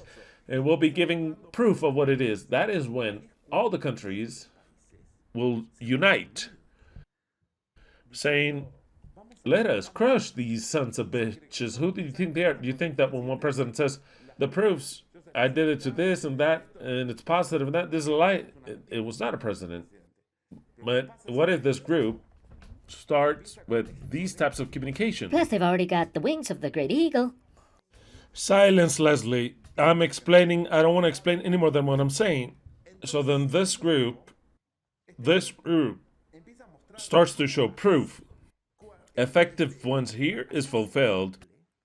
Here is fulfilled, and you'll be able to see it, what is said by Psalms chapter 2. For the first time, you'll be able to understand it. Psalms chapter 2. Psalms chapter 2 says, why do the heathen rage and the people imagine a vain thing? They shall rise. And one says, why are they going to rise? The kings of the earth shall rise, all the governors. And princes shall counsel together, but of course the UN and all the rest, against Yahweh and against his Christ, against his anointed. That against Yahweh, it's of course. They don't know that it's against Yahweh, but they're going to unite against the Lamb. But notice the situation, all the kings and all the princes, all the rulers of Babylon will say, we cannot allow this. We have to invade this country now, for example. Do you understand what I'm saying? We have to invade him, now. So then it says that the kings of the earth shall set themselves and the rulers shall counsel together against Yahweh and against this anointed, saying, let us break their bands asunder and cast away their cords from us. He that sitteth in the heavens, he's not here on earth, he that sitteth in the heavens shall laugh. But of course, it's already defined. The Lord shall laugh them in derision. Then shall he speak unto them in his wrath. But of course, but he doesn't do anything. The Lamb does. That's why it says, but I have set my king where? In a specific part of the earth. I have set my king upon Zion. Zion it's called. In code. My holy mountain, I shall declare the decree. Yahweh has saith unto me, my son art thou. That's why it says, he's talking to the Messiah. He says, Yahweh has told me, my son art thou. He's going to communicate unto the people. You know what? We are the sons of Elohim. This Lamb group comes to set things in order here on earth. I have begotten thee today. Ask of me, and I shall give of thee the nations. But they're not inherited altogether. We have to start with one, and then the rest add themselves to them. The ones next to them, it's going to be very, very impressive. And as your inheritance, the ends of the earth. You shall break them asunder with an iron rod. As a potter's vessel, you shall break them into pieces. Now, kings, now, obviously, all the governors of the earth, be ye smart and get advice, you judges of the earth. Serve Yahweh, in this case is Christ, with fear and rejoice with trembling. They won't do it because it's prophesied. No one will submit unto them, but of course not. Honor the Son, they won't do it. That he be wroth against you not, and ye perish away when his wrath is kindled. But a little blessed are all they put their trust in him. Who are the ones that are blessed? It says, blessed and holy are they that have a part in the first resurrection. But of course, the whole Bible starts to coincide. The Lamb will do a coup d'etat in a strategic point. It'll take a nation and says, this is my nation from here on out. And all the nations that want to add themselves could be a part of this. In fact, whether they add themselves or not, we're going to conquer them all. That's it. So, because they come threatening. That's the way the guy is. The guy is not coming with a little angel. No, he comes to conquer. And it says, since I conquered this country, let's conquer every last one. So then that is when Babylon, they start to fight. That's when the fight starts. So then what are they going to do? They're going to send warplanes. They're going to send everything. But what happens if the Lamb brings them all down? How are you going to fight now? What about this one here? This one, let's conquer this one is here. And then that other country. This little by little. And that it's all going to start a whole war that's impressive, but at the same time, the secret is in speaking. Why? Because the Lamb is interested in gaining 1/3 on his side. It's not just about destroying the government. He has to gain 1/3 on his side and for him to fight on his side. In fighting, they'll give their lives. But for that objective, do you understand? For that goal of being a part of that group, once That 1/3 is identified out of all the beliefs from flat earther, all those that are against Babylon will say, this is the group that I want. This one. This is my Messiah. Yeah, my Mashiach, actually, this is the Messiah I was looking for. That's when many Jews will say, this is the Messiah I was waiting for. Not what I was told, this one. A couple Christians here and there will say, actually, I misunderstood everything, but this is the Messiah. Most of them will say, this is the Antichrist. This is a false fulfillment of the Antichrist. They said most of the Christians will say that. And many groups of all the earth will join us. Arabs, Jews, Christians, atheists, Indians, some would say Indians, I mean Hindu, Orientals. They'll unite unto us because, of course, when we say, and you know what, maybe we get the urge of conquering China quickly because we want to throw down that communist piece of shit government. And so then many Chinese will jump over to the side of the Lamb. That revolutionary group, that's the way it's happened in all of history. What side are you on? And you've got to seal with their lives what you believe. It's not that the Lamb will be defending every one of those that get on their side. You've already seen the prophecy. They have to give their lives for that message. Do you understand what I'm saying, right? Wow.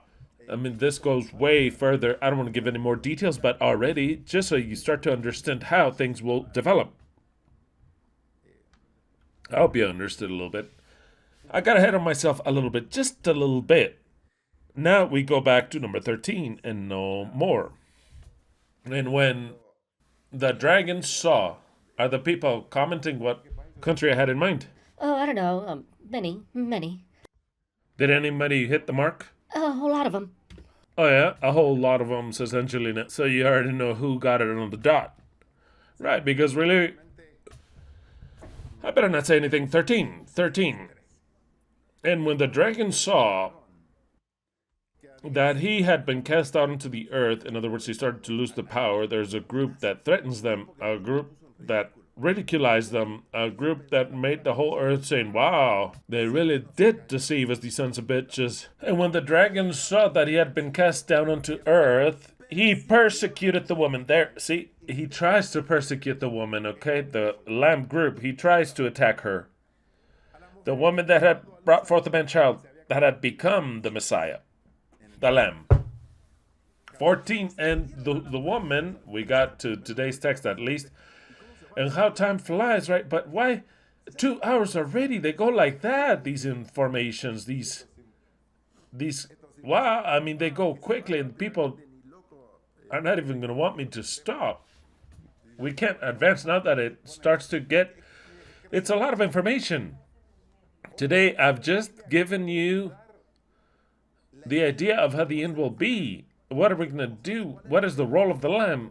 It is to take a place on earth, a place that even the Jews wanted. The Jews wanted to have their new Israel. It's a very special day on the earth, very special. That prophetically speaking bears that name. That's what I believe, okay? But whatever it is, right? Whatever it is. It can't be Mexico because he's next to the dragon. I have to be further away from the dragon. The dragon's headquarters, that is. So then we've got to, since that's going to be the last objective, the final fight, have to be away from that. We have to be very far away from that. And talk to them from far away. The woman goes into the desert. She fucks off into the desert. He has to have good heirs to the woman. Okay, so 14. Okay, very well. 14, and to the woman were given 2 wings of a great eagle, that she might fly from the face. It doesn't say from the face, but rather in the face. The woman flies in the face of the dragon, unto the wilderness, into her place where she is nourished for a time, times, and half a time. How? Once again, the woman has to hide herself in the desert for 1260 days again. No. There's only one space of 1260 days. It's this one. So then, when the prophecy starts to, when the roll starts to be opened and we start to understand it, we clearly understand that it's not saying that once again the woman is persecuted by the dragon. Once again, she's taken to the desert. No, absolutely not. What the prophecy is saying is that, I'll explain it. We go back to text number 6. In text number 6, we see that there is a great difference between the way it is written. In text number 6, it says that the woman fled into the wilderness. Not that she flew, but she fled. And to flee, to be protected, that was between 2018 and 2022. To flee into the wilderness is to flee from lies, but the woman will not flee from the lies this time, but rather she flies in the face of lies, which is different. To flee and fly is different things. It is very clear in the text. That is the first difference. What does the text 6 say? The woman fled into the wilderness where she had a place prepared by Elohim, that she should feed her there she'd be fattened there for 1,203 days. This is not another flight, but rather a very different story. Babylon tries a frivolous attempt, really, of course, but it's part of the war, an attempt to persecute the woman or the man-child. This Michael, this group, the lamb, but the woman now is different because she has had a transformation, a transfiguration. She received something that didn't have before, what Leslie just said, which she just said a little bit ago. It says, but the woman now has the wings of the great eagle. But at that point in time, she receives the wings of the great eagle. And what are the wings of the great eagle? It is very clear. It says, and were given unto the woman the 2 wings of a great eagle. Before she had fled into the desert, not with the 2 eagles of the great eagle, she flies in the face of the serpent. She flies at the serpent. The serpent wants to trap the woman, but cannot. Absolutely cannot. It's not another flight. Now the woman has power and is invincible this time. In the face of the dragon, she's invincible. The woman flies. She has a different type of power. Let us now read it in another version. NBLH in Spanish reads as follows. The verb is a little bit better here. A little bit better, but not a lot. Why? Because I'll teach something about now. And the woman were given the 2 wings of the great eagle. She had never had these before. Do you remember? She had not had them. It's not the same story as before. No. They were given unto the woman the 2 eagles of the great eagle, that she might fly from the presence of the serpent into the desert to her place, where she was nourished, where she was nourished, where she had already been nourished for a times and have a time.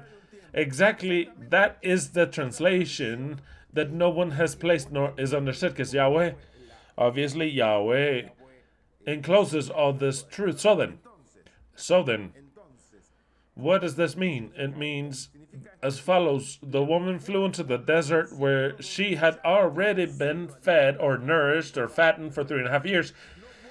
She doesn't repeat again 3.5 years. No, the woman once again in the face of the serpent flies from the lies and wickedness where she had already taken experience for 3.5 years.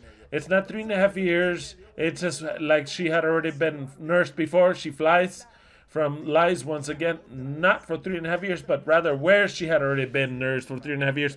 And where she had been nursed in the truth. The woman, once again, flies with the truth, where she had already been nursed for 3.5 years. This means a lot of things. This means also that the woman starts to teach the world what she has learned for those 3.5 years. One of the things, everyone has translated that she flies into the desert for 1,260 days or 3.5 years, but it isn't so. The woman flies from before the serpent, where she had been nourished for 3.5 times with the truth. In other words, she does not repeat the 3.5 years again. It's just an example where she had already been nourished for 3.5 years. Do you understand, right? Okay. An LVE translation without the seal would read as follows. And the woman was given the power of Elohim. What are the wings of the great eagle? The great eagle is Yahweh. And if the 2 wings of the great eagle are given her she's given the power of Yahweh, and if she's given the power of Yahweh, she no longer has to be nursed by Yahweh, and she no longer has to be protected of Yahweh. A power is incorporated into the woman. That is what the two wings of the great eagle mean. She does what Yahweh does. She can fly the way Yahweh can fly. That is the secret. Because she no longer has to be protected, but rather now she can fly in the face of the dragon. Notice the story, how coherent, how it follows. We're about to read it. But before, I have to explain the wings of the great eagle first.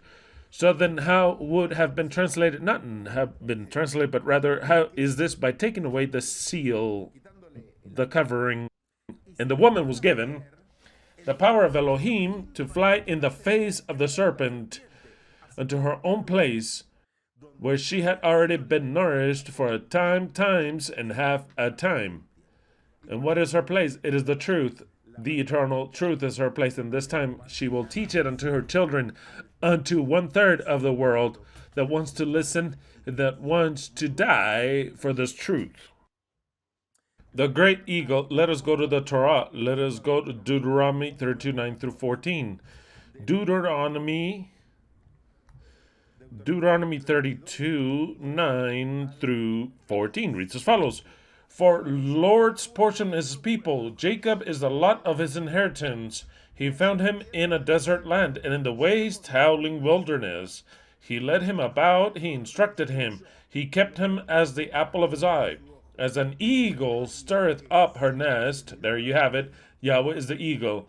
As an eagle stirreth up her nest, fluttereth over her young, spreadeth abroad her wings, taketh them, beareth them on her wings. Yahweh alone did lead him. And that is the eagle, and there was no strange God with him. That is what it is to understand that you have the eagle. And there was no strange God with him. He made him ride on the high places of the earth. That is what it is to have the eagle's wings. That is what we're going to be able to go up on heaven and fight against that group. I just remembered it. That group will receive the wings of the great eagle. That will make him rise and be able to do whatever he wants. But whatever he wants within the prophetic panorama to take a place on earth, to start a fight, and for the world to polarize itself, and for a third to die for that lamb. That is the plan. He made him ride on the high places of the earth, that he might eat the increase of the fields, and he made him suck honey out of the rock. All this is what it is to have the eagle's wings, to rise upon the heights of power, to eat the fruit of the field that never before eaten, and suck the honey out of the rock. That's something impossible. The rock does not give honey. But if you have the great eagle's wings, then you can draw honey out of the rock. That is what it's saying. That is to have the power of Yahweh. And oil out of the flinty rock, of a flinty rock, there's no oil. But the power that Yahweh will confer unto the lamb can draw oil from rocks if they want to. Honey from the rock. Butter even. Apparently this group likes butter of kine and milk of sheep and fat of lambs and rams of the breed of Bashan. In other words, the best cows. And where are the best cows? The best beef in the world. Where is it? That is what the lamb wants. He wants to eat good food, not garbage. He wants to eat the best cuts with the best meat. It is a promise. And rams of Bashan and goats with the fat of kidneys of wheat. Wow, a country that produces wheat. Notice, which is it? And thou didst drink the pure blood of the grape. Another country that produces wine. So then notice, this is to have the eagle's wings. Yahweh gave his people the eagle's wings, gave him all that, which means is that when he gives the group of the lamb the eagle's wings, he can do all that. You understand what I'm saying? This is marvelous. I mean, absolutely. To make a painting out of it, just like that, to put a painting out of it, and then Jeshurun fatten, but we're not Jeshurun. In other words, the group of the lamb is not Jeshurun. That is the wife. The wife does not become a rebel like Israel. It's his wife. She's already in love with Yahweh, and it's already the final part of history. We go to Exodus 19, 3-4. Exodus 19, 3-4. It says, And Moses went up unto God, and the Lord called unto him out of the mountain, saying, Thus shalt thou say to the house of Jacob, and tell the children of Israel, Ye have seen what I did unto the Egyptians. Exactly, all miracles, brutal ones. And how I bare you on eagle's wings, and brought you unto myself. That's exactly what it means to have eagle's wings. It's to do whatever you want. It is to open the Red Sea, to kill the Egyptians little by little, whatever. And in whatever matter he wants to, with 10 plagues, little by little. You want to make them suffer by cutting off their energy for 3 days? You do so. You want to make them suffer with mosquitoes? You generate mosquitoes. You want to make them suffer with frogs? You generate frogs. You want to make them suffer with rocks? With whatever you want, you generate it. That is what it is to have the great eagle's wings. Isaiah 40, 27 through 31. I'll read it in the textual Bible in Spanish. Isaiah 40, 27 through 31. Why sayest thou, O Jacob, and speakest, O Israel, my way is hid from Yahweh? Look, this is what we're saying. Careful, what we're saying. My way is hid from Elohim. Where is Elohim? He's not watching me. He does not hear us. Why do you say that? He says, my way is hid from Yahweh, mine Elohim, and he ignoreth my cause. Exactly, that is what we're complaining about. Aren't we complaining about where is Elohim? Doth Elohim not ignore us? Doth Elohim not ignore us? Why do you say that my way is hid from Yahweh, and God ignoreth my cause? Hast thou not known? Hast thou not heard? Yahweh is everlasting God. Yeah, we know that. And we've lived it, and we believe it, and we speak it, and it is part of us. Yahweh is an eternal Elohim, the only one there is, one alone. Creator of the ends of the earth, fainteth not, neither is weary. There is no searching of his understanding. He giveth power to the faint. That is us. Here comes an answer, a prophetic one rather. For those who are precisely saying, where is the Elohim of justice? Why does he ignore our cause? We've already issued a sentence. Where is he? But ignoreth thou not that he is Yahweh Ekhad, that he gives power to the faint, and to them that have no might he increaseth strength. This is a hidden promise, which is to say we're weary. We're weary of living here, weary of waiting, weary of not a shit being fulfilled, weary of asking, where's the Elohim of justice, weary of Babylon, weary of everything, absolutely of everything. And weary also due to our physical strength that start to be reduced and reduced. We're extremely wearied with the DHSs and everything. We're so wearied, we're extremely sick with all that. No, not of the wife, Hector, I didn't say that, no. I didn't say that, Hector, okay? Not weary of the wife. Weary, I'm just playing. We are weary of everything. But not of the wife, of everything. So then it says, about all the rest, right? It says, he increaseth vigor to them that have none. In other words, he strengthens the faint. We expect strength entirely, more than what we could ever think. He increaseth strength to them that have none. A power next to which Hulk would seem like a newborn baby. Kind of like this one, and a lot more. Like Hulk, and a lot more.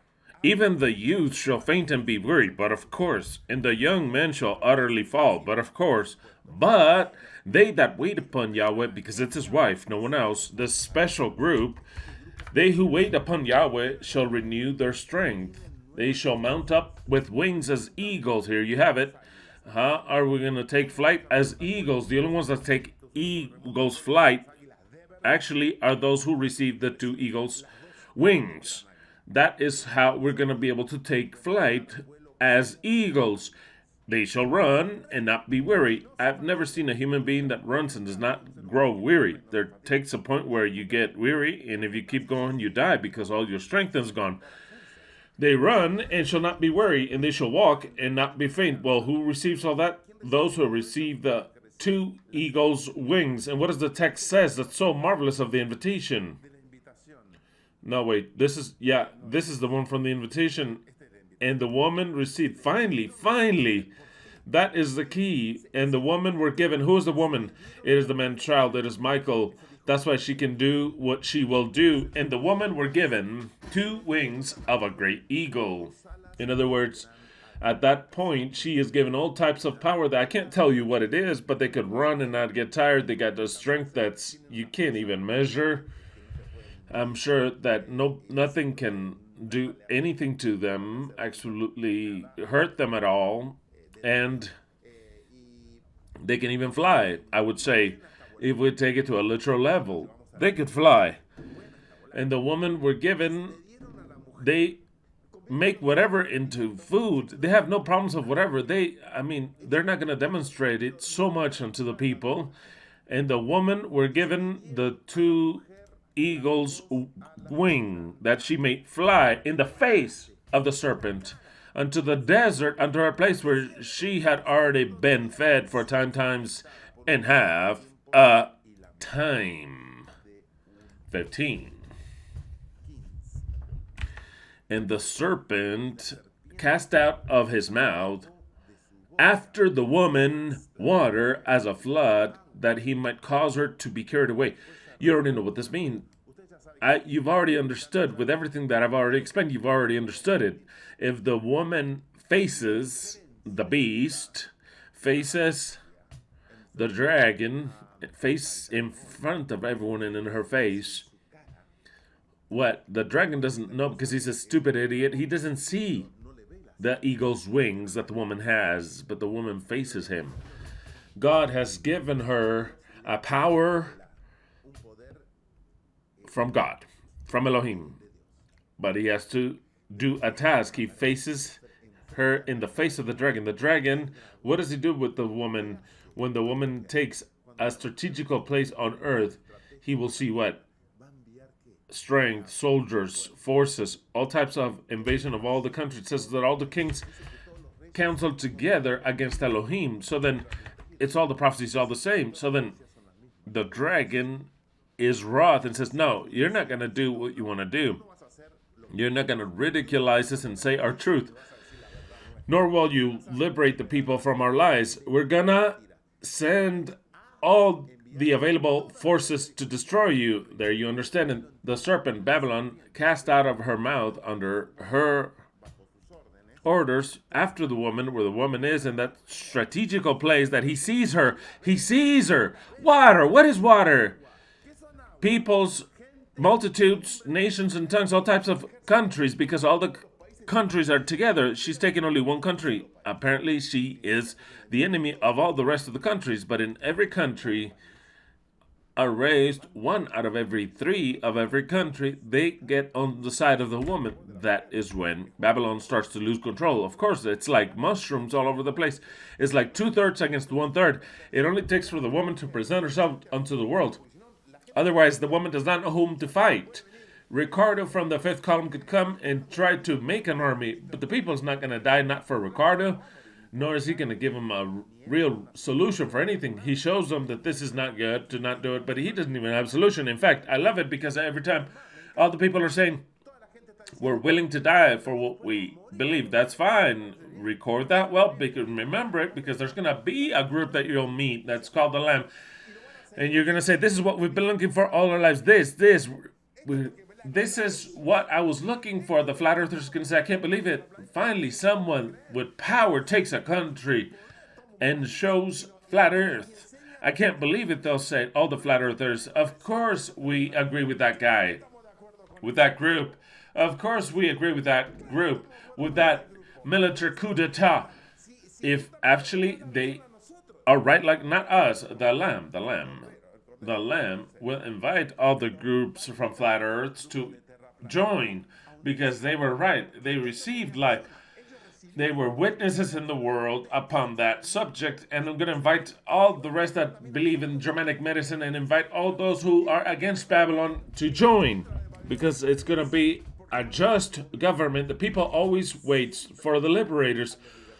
That is the desire of ages, believe it or not. That's what it is, and I can't wait for this to be fulfilled. I mean, it's impressive. I'm talking about a real level, a physical level, physical. We are barely getting glimpses with this prophecy. I want to go slow, that's why, because it's impressive. I mean, there's no need for me to give you so much information. There's time still. I hope that all is fulfilled this year, but you have to assimilate in your mind, little by little, what's going to happen. This group, whatever they might be, the Lamb, the group, the Lamb, they have to understand that they are revolutionary in the revolution will begin, and they will be something very, very, very particular. And that group will be understanding how. How. So then that water that she casts against the woman are armies from all the countries to do away with that little movement that they're going to consider as nothing. They're going to consider, who do these guys think they are? The son of a bitch. They're going to say, oh no, we are the children of Elohim. No, you are. And they're going to want to send their armies. But of course, what's going to happen? The prophecy tells you.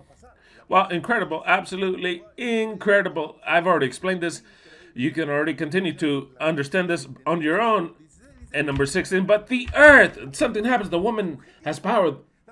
The woman can destroy the whole water that comes, but that's not the point, that she destroys the water that comes. Because there is 1/3 that has to, by testimony, give their lives for the truth that they have a right to live on the earth, on the new millennium. I want you to understand that.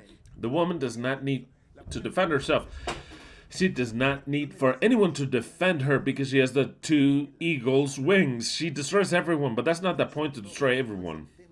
The point is to polarize the world, that the world decide on what side they are, and 66.6%, 2/3 clearly, are going to get on the side of Babylon. One, because they are Babylon, and the other, because they desire and love Babylon. They won't want anything else. There is 1/3 that will clearly get on the side of the woman of Michael, the Lamb, and they're going to have to demonstrate their fidelity unto the death. That is why the woman does not defend herself clearly, because that's why it says, but the earth, in a prophetic language, but the earth helped the woman. The woman does not need help. But the point is that the earth has to demonstrate on what side it's on. The earth helped the woman, for the earth opened her mouth and swallowed up the flood which the dragon cast out of his mouth. Here is when you understand that the people die for what they believe in. Are you understanding clearly what I'm saying, right? Okay.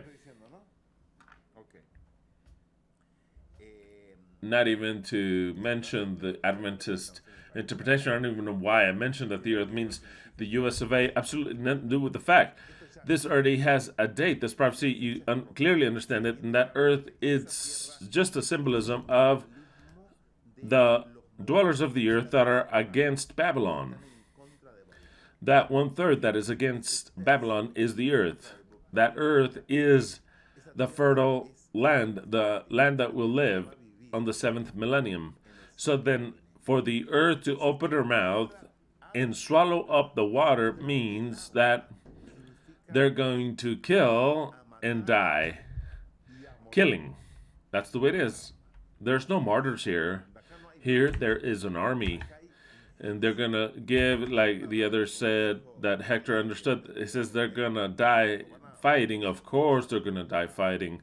Here, you've got to get on one side or the other. This will get polarized when Yeshua says father against son, son against father. But of course, it's everyone against everyone. Just like that, with everyone against everyone. You're either in agreement with the new Messiah or he's the Antichrist. But it's one or the other. You are in agreement. So then that earth, that rebellious third, is the one that goes into the defense and help the woman, and she doesn't need help, but it's the help. It is their faith. And if they help her, it means that they already believe in her, in the Messiah, in the Lamb. And they follow him whithersoever he goeth. Because already they became fans, saying, this is what we want. We no longer want Babylon anymore. No, that is the government that we've been desiring all of our life. I'll highlight this once again. The woman does not need help because she already has the great eagle's wings. But that 1/3 has to demonstrate their fidelity in this point. This is where they must defend with their lives what they believe in and the new Messiah, the Lamb. If the Bible were not sealed, then we would read this text, but the earth helped the woman. We would read, but 1/3 of the dwellers of the earth helped the woman. That is the secret. 1/3 will be in favor of the woman. They swallow up or they receive that wrath from Babylon. They give their lives for the woman, for Michael, for the Messiah. They love their lives not up unto the death. This is the martyrium or testimony of theirs, but not all of them die from that 1/3. Not all of them die from that third. One remnant of them is left. If there's a remnant left, it means that the great majority dies. And they die killing also. Not that they die in a fire. No, they die defending the woman. It means that they're also going to do away with Babylon. Careful, okay? It's a war here. They don't kill that whole third. There's a remnant, it says 17. The scriptures start to get opened so quickly once it is opened and explained well to you. Then the dragon was wroth with the woman once again. The government hates the woman, hates Michael, hates the lamb that just rose up, that revolutionary people that took a point and start to liberate all the other points. It's like dynamite. It started to spread through all the places with that new doctrine everywhere. And then she was wroth with the woman, can't touch her. She has her in his face. He sees her, sends his armies. But she has an army that all of a sudden comes up out of nowhere, that it's the earth, it's 1/3, and defends her, and they give their lives for her. Do you know? I mean, that is the great tribulation, but I mean, wow. Brutally so. So then the dragon was wroth against the woman and went and made war. Of course, he says, what do I do? The woman cannot be touched. He cannot touch the woman, evidently. In other words, he is wroth against the woman because he's not going to go kill the woman. He can't. He sends the armies and he can't.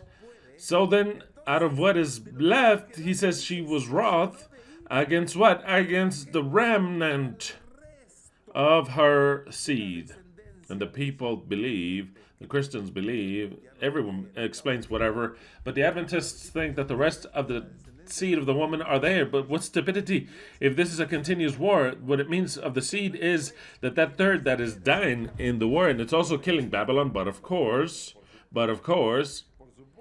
but then Babylon says, once they stop, it says, how many are left? Well, let's go ahead and kill even the very last of those sons of bitches. That is what the rest is that is being left alive out of the descendants of the seed. Why the seed? Because they're the children of the woman. That third is considered to be her children because they follow her. It's the adoptive children of the woman. She adopted those children. They didn't know her, and when they saw her, they are the ones that follow the Messiah, that remnant. Who is that remnant? Well, I'll read the rest of the text and I'll explain. Then the dragon was wroth against the woman and made war against the rest, what is being left of the descendants of hers, those who follow her. Who are they? Those who keep the commandments of Elohim and have the testimony of Yeshua HaMashiach. What does that mean? This is enigmatic. Well, I've already explained it. Babylon is at war. The earth, that 1/3 that will live on earth, which are the true earthlings, that earth, which is that third of the earth, which is against Babylon, they defend the woman. They say, no, because we'll unite into your army. The ones that are being left, at one point in time, there comes a number that is being left that they don't have any power, and even less that they're still alive. So then Babylon says, we're going to war against that remnant that is left. Who are they? Absolutely, who are they? Well, this becomes difficult. I believe that remnant that is left are the 144,000. That is what I believe. That they are, it's very likely that remnant, that's why I call it a remnant, are the 144,000. Those 144,000 have two characteristics that were not had by anyone else. The rest didn't even know God, or they abhorred God, but they were against Babylon. But the rest, they did not worship anything. The 144,000 are a lot closer in worship to the true Elohim. They have more love for Elohim that is just hate for Babylon.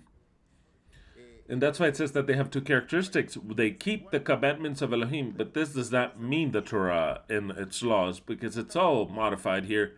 Everyone says, oh yeah, they keep the Torah. No. We know that the Torah is annulled. The Torah was no good.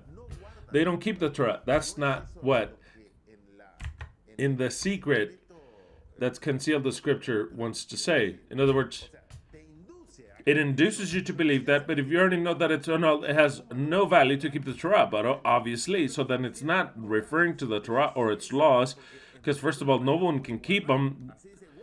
No one can keep them, and they're not even valid. This is referring to, and I understand it, to their own justice. What are the commandments of Yahweh?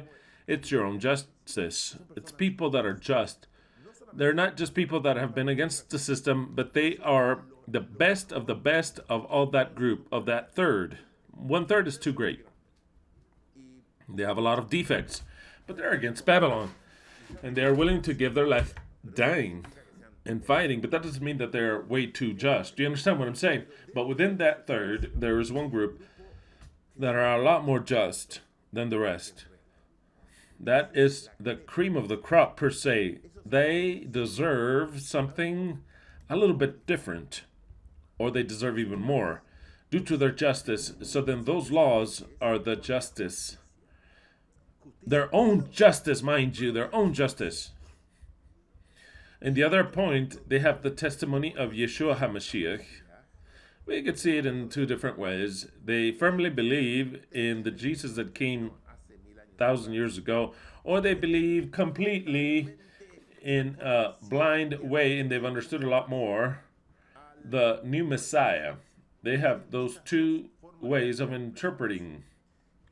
And that could be that the new Messiah decide that those are not a part exactly of those that die at that moment.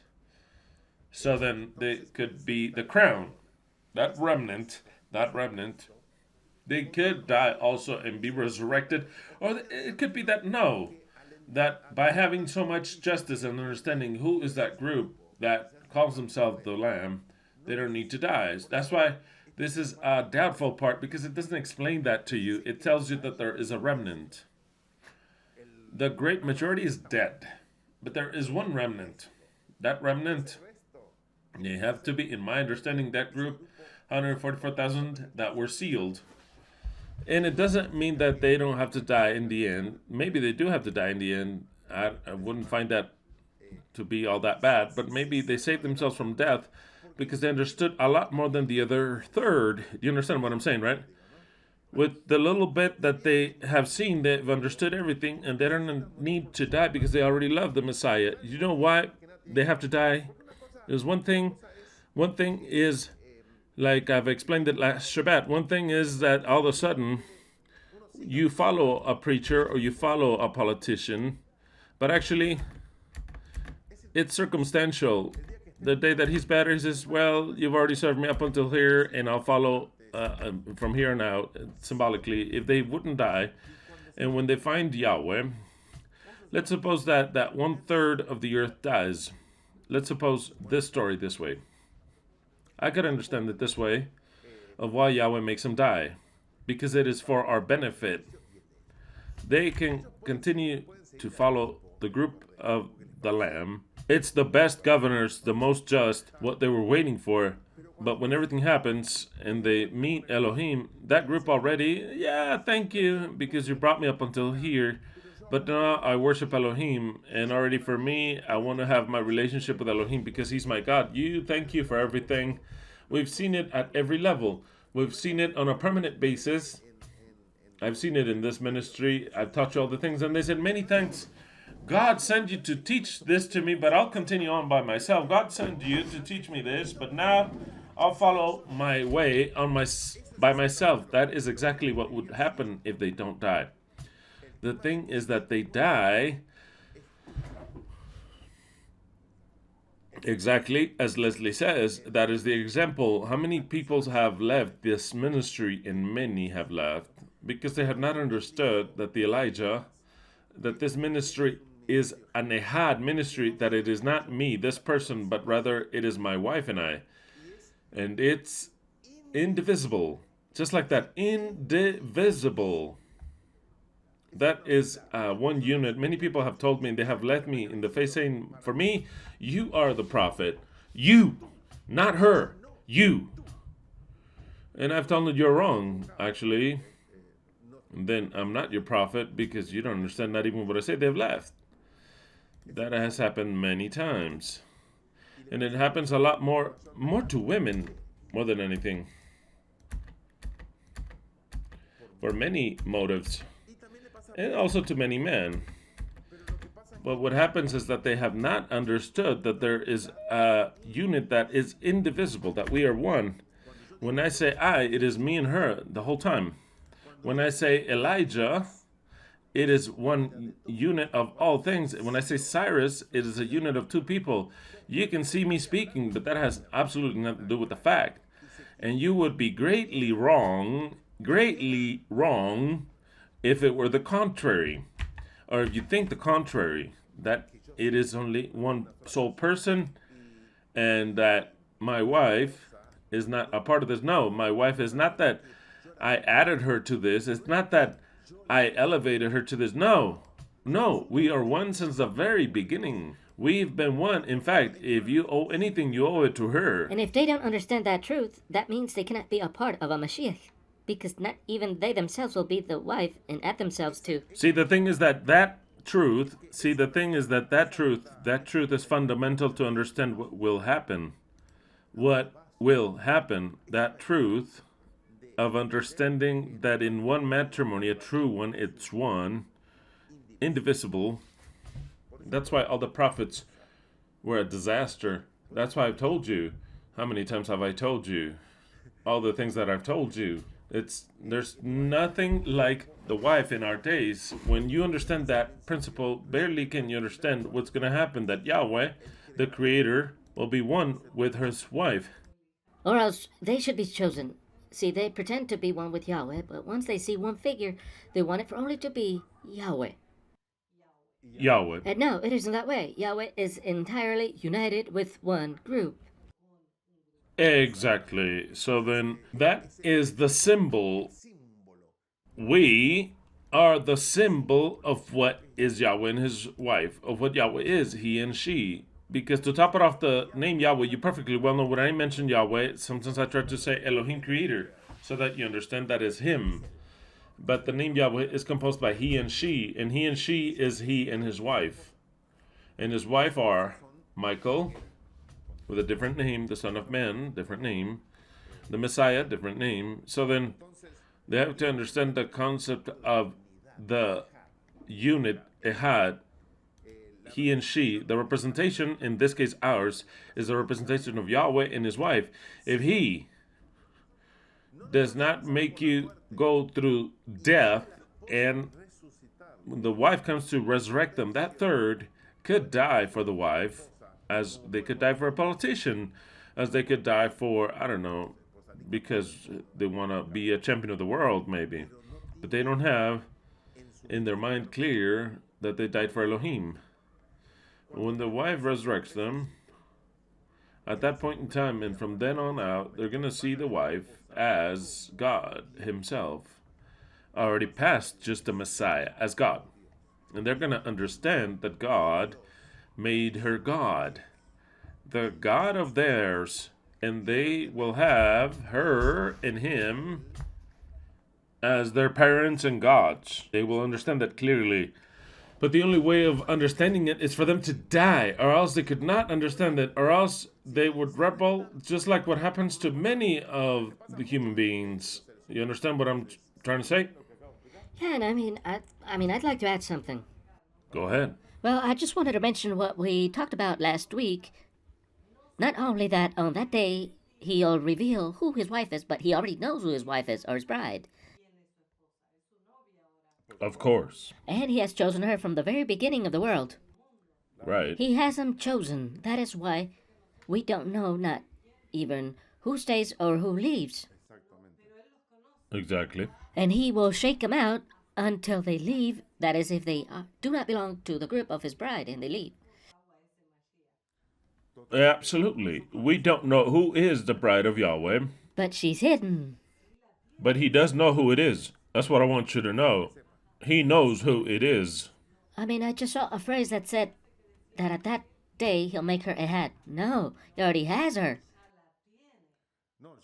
No, that's already decided. But of course, that he's already Ehad. It's just that she has yet to feel it and has yet to go above into the throne, but that he has already decided it. He has already decided. That's what we're trying to say, right? Okay. So then, the guests have to die for that reason. That is why, what difference does it make with the 144,000? I do not know. But I have understood in my point of view that they also must die. If Elohim says there's no need, they have understood that part. That's fine. But even that remnant has to die. And there's something very important that I'm going to show you later, but in other subjects, because we must advance with this very well. So then, that remnant has those two characteristics. They have their own justice, they're the commandments of Elohim concealed, and they have the testimony of Yeshua. It could be also that they also have died for him. So possibly so, maybe that last group also dies. And that makes a lot of sense. I say maybe, because I'm not sure. If you were to ask me what I think, they have to die. They have to all die. And that's a final death for them. But I don't want to explain it today. I actually don't want to explain it today because we're going to study it up ahead. It's a special death. It's a special death in a special time. We'll study it later. We'll study it later because it's related. It's related. So then, in my point of view, both 1/3 and the last of the 144,000, they all died. And one would ask, and so then what the fuck did they get sealed for? They got sealed because they're going to be resurrected specially. In the first resurrection, but in a special time, a little prior to that. That's all I wanted to say. That seal, it's a seal as saying this guy's part of that group. That's it. Nothing else. It's a seal. This guy's a part of the 144,000 and not the rest. The rest are earth, which are part of that third that will live. But this group is a group that's even more special. That is what I could say very well. Look at what it says, for example, this here. Let's go to Revelation 19, 9 to 10. I'll read in the Jerusalem 2001. Revelation 19, 19 to 10 reads as follows. Jerusalem 2001. And before reading this, I'm going to tell you, because I forgot last Shabbat, what did we eat? I forgot to tell them. Polenta. We let polenta. And it was spectacular. I forgot to tell you, because I like to tell you what we eat. We ate a polenta that's wow. What a delight. Polenta, of course, Argentinian, because here no one knows what it is. And if they have polenta, they have to cook it like an hour. I don't know. The Argentinian polenta, before you used to have to cook it for an hour, but then they did 1 minute polenta, and it's rather spectacular. And there's just no comparison. I've had polenta from other countries in the U.S., Italian, all dog shit. Argentina is all the better. Argentinian food is spectacular. And we made a sauce and we ate polenta. What a delight.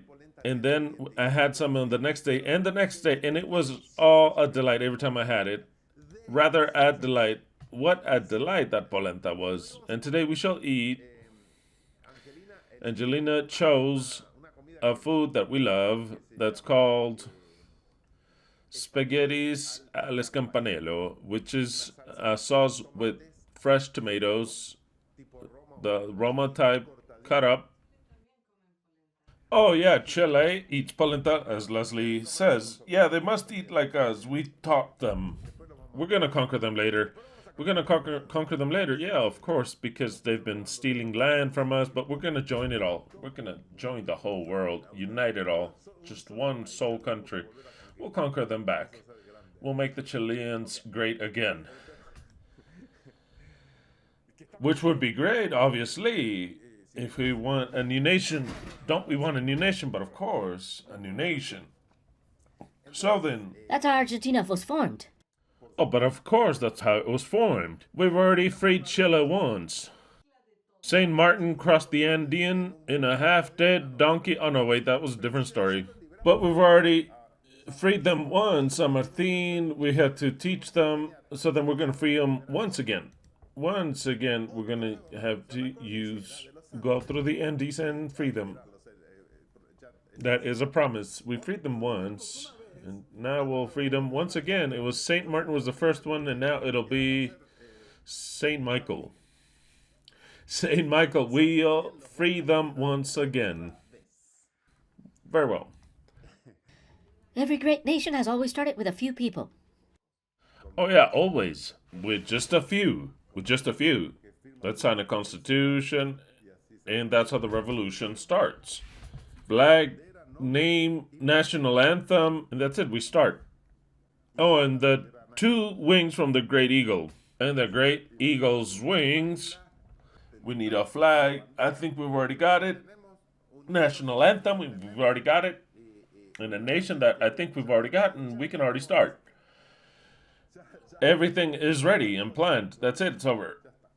So you already know. You already know everything. Very well. Revelation. It says... 19:9 through 10. And he said unto me, Write, Blessed are they which are called unto the marriage supper. Who are the guests with the Lamb? Blessed are they which are called unto the marriage supper of the Lamb. Wow, the Lamb gets married, but these are the guests. You've got the husband, the Lamb. The Lamb is the wife, okay? Got the husband, the Lamb, and the guests. The guests are not the Lamb, nor are they the husband, but of course. Blessed are the guests unto the marriage supper of the Lamb, and he saith unto me, These are the true sayings of Elohim, or the husband. And then I felt, notice this, very clear, and then I fell at his feet to worship him. John worshiping the one that was telling him all these things. And I fell at his feet to worship him, but he said unto me, No, careful, I am a fellow servant with you, and out of thy brethren that have the testimony of Yeshua. Exactly. Those who have to die for Yeshua have the martyria of Yeshua. Worship Elohim, but of course, Elohim you have to worship. For the testimony of Yeshua is the spirit of prophecy. Magnificent. The testimony of Yeshua is the spirit of prophecy. Well, this means a whole bunch of things. What it doesn't mean is that Ellen G. White is the spirit of prophecy. That does not mean. But the rest, wow, it means the scripture speaks all about Yeshua, and also that Yeshua, aside from being Yahweh, is also his wife. That is the testimony of Yeshua. It's impressive, absolutely. Both John and the angel are servants, just like his brethren, but they're not the wife. They have the testimony of Yeshua. Notice, they have the testimony of Yeshua. The prophecy is the revelation of Yeshua. And what is the correct interpretation of the prophecies? One of the things is the true testimony of Yeshua. It's also that all of the scriptures talks about Yeshua and many other things. And then, but notice this. And then, I'll read this text again. And then the dragon was wroth against the woman, and he went to make war against the remnant of her seed. Which, this is the war of the dragon. In other words, all the wicked in the two-thirds, let's say, it's against the woman and the remnant of her seed. Here it is related. That final war, there is a story about the final war that we'll read. It's in other words, and we'll see it. Let's go to Revelation 19. Now we'll read from number 9 through 21. I'll read the same thing, but in the New Living Translation, but this time I'll read up until 21, from the number 9 to number 21. And the angel saith unto me, write this, blessed are those who are invited, of course, the guests, not the wife, to the wedding feast of the Lamb. And he added, these are true words that come from Elohim. Then I fell down at his feet to worship him, but he said, no, don't worship me. I am a servant of God, just like you and your brothers and sisters who testify about their faith in Jesus. Worship only God. For the essence of prophecy is to give a clear witness for Jesus or for Yeshua. That is the essence of prophecy. Very interesting. Very interesting. 11. Then, remember, this is the story. The story. Pay attention. The final war, but already at a level. This is a symbolic level, rather. But you have to transfer it to the physical level. Then I saw heaven opened. And in heaven, that what it means that there's a cover so that he sees a vision. And there was a white horse. Of course, nobody fights on horses. That just means a transport vehicle. That's white, per se, because he has to see it in symbols. Its rider was named Faithful and True, for he judges fairly and wages a righteous war. Who is that rider called Faithful and True? Who is it? I've taught this already. Who is it? Let me sharpen my pencil while somebody answers me clearly. They took my glasses to my office. My guitar's too far away. Who is that one called Faithful and True?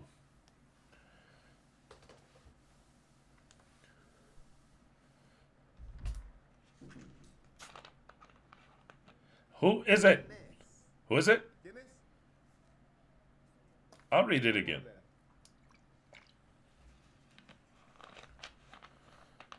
They answer whatever.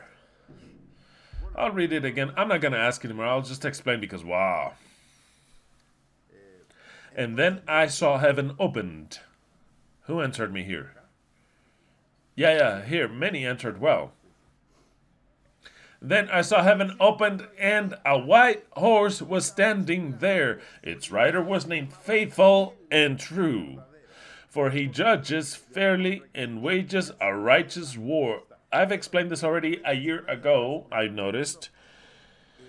On the last study of the year, last year of 2021, I mean. In 2021, we were studying this, and I've explained it. Wow. I mean, the thing is that precisely, if there's not a lot of repetition, one forgets. They've always taught us that this is Jesus. The one coming is Jesus. It is God the Son, Jesus, the one that came 2,000 years ago, and this faithful and true. No, it's the same story. It's the Lamb. It's the wife. It is Michael. It's the children of Elohim. It's the Son of Man. How's he called? Faithful and True. For he judges. Who is the only one that judges? The only one that judges are the judges. The judges are already judged. That's the one that judges. And how does he judge? With righteousness and a righteous war. Who does the war? God? No. It's the group of the Lamb. The revolutionary group. That one. The only one that is Elohim. That is why they're given the great eagle's wings. In parable, they're given an incredible power. But they have already understood the mission they have to do. They are the ones that judge. They are the ones that make war. That faithful and true is the representation of the wife of the Son of Man.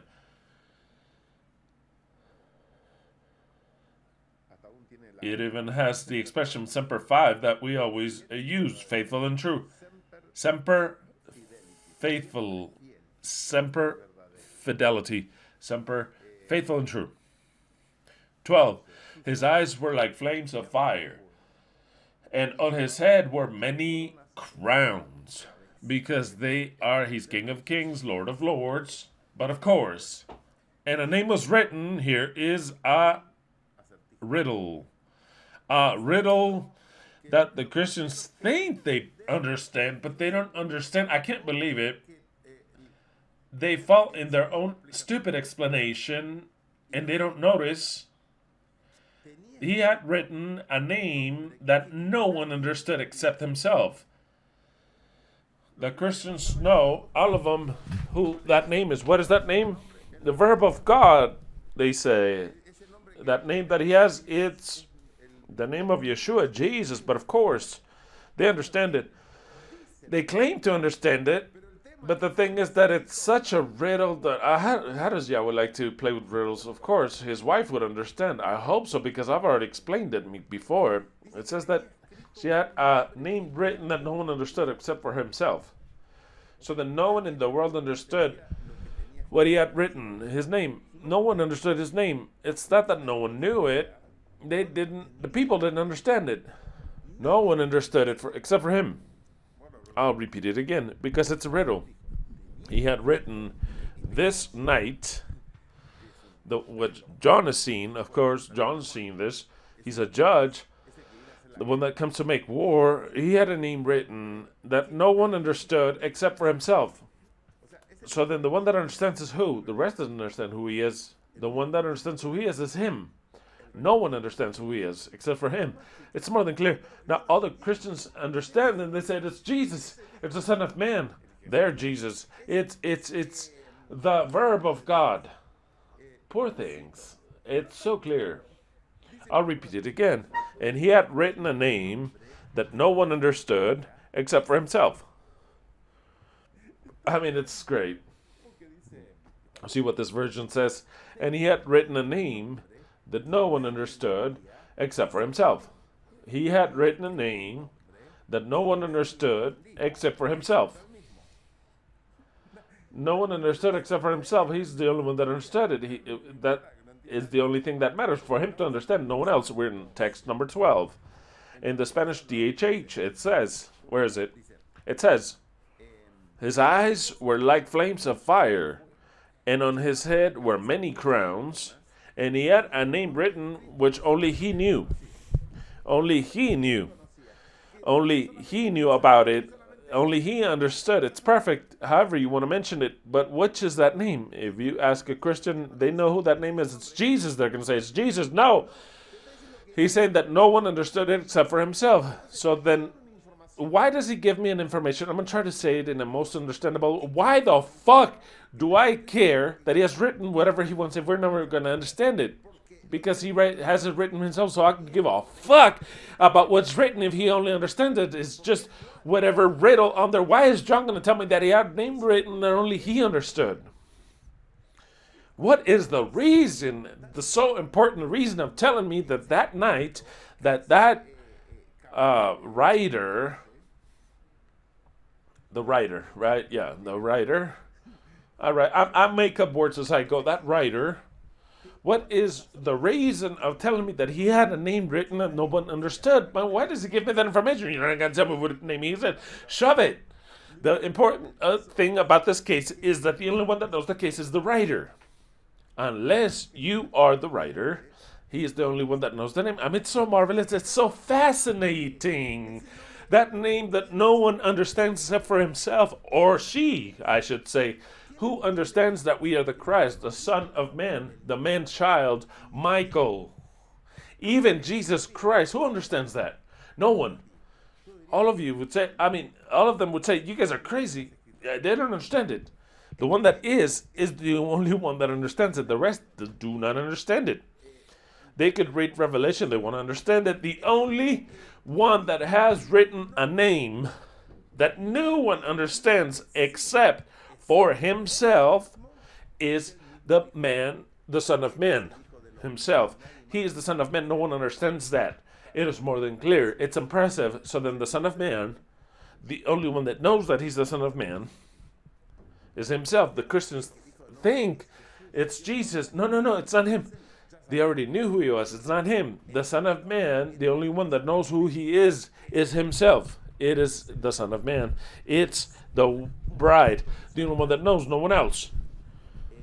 No one other than us, for now, no one else knows who we are, who is the Son of Man, that written name. He understands it. I am.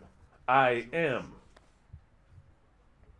And he wore a white robe dipped in blood.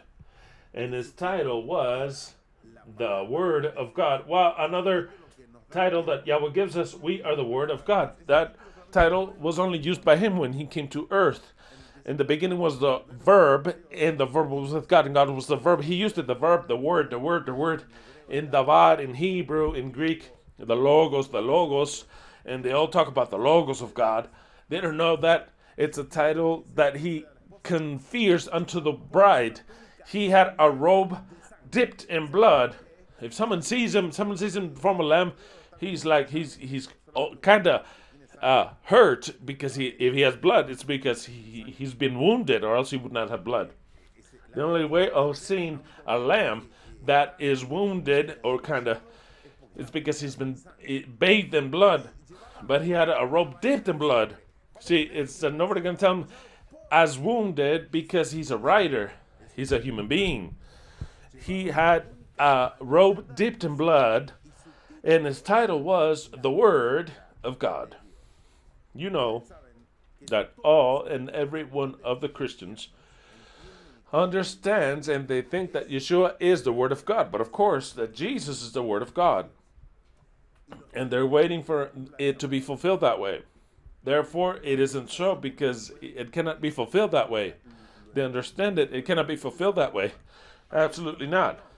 This new title, Yahweh confers it to his wife, the verb, the word of Elohim, the Davar of Elohim, or the logos of Elohim. And before showing you this that I want to show you, when he says he wore a robe dipped in blood, this is taken out directly from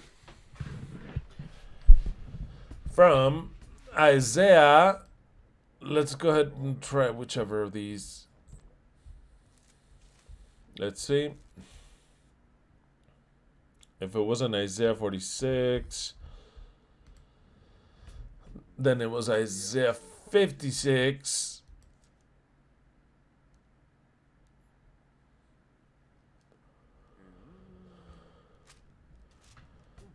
Where was it?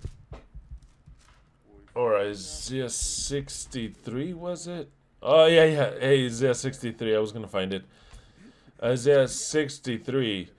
Isaiah 63 clarifies this way more. It says, who is this that comes from Edom, from Bozrah, which his clothing stained in red? Why? His garments dyed in red, because they are dipped in blood, bathed in blood. This glorious and beautiful, in other versions it says it's so pretty, this beautiful in his robes, marching in his great strength. I, the one speaking in justice, great for salvation. I've said Yahweh. No, it's not Yahweh. It's not Yahweh. This is the word of Yahweh. It is the word of Elohim. It is Michael. It is the wife. I, the one that speaketh in justice, great for salvation. And they ask him, why are your clothes so red? As if you have been treading out grapes. It's just that he wasn't treading on grapes, precisely. I alone have trod the winepress, and of the people there was none with me. But of course, the wife is a group that's reduced. The lamb is a group of nothing. There's no one. I mean, what group? Are we in the fifth column? We're going to look.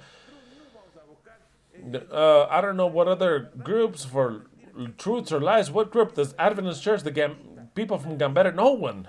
It says, I have treaded alone the winepress of the peoples, and no one there was with me. For I will tread them in mine anger, and trample them in my fury. And their blood shall be sprinkled upon my garments, and I will stain all my garments. It was brutal. For the day of vengeance is in mine heart, and the year of my redeemed is come. And I looked, and there was none to help. That is true, there is no one. The same groups, they say, who's going to help us? Who?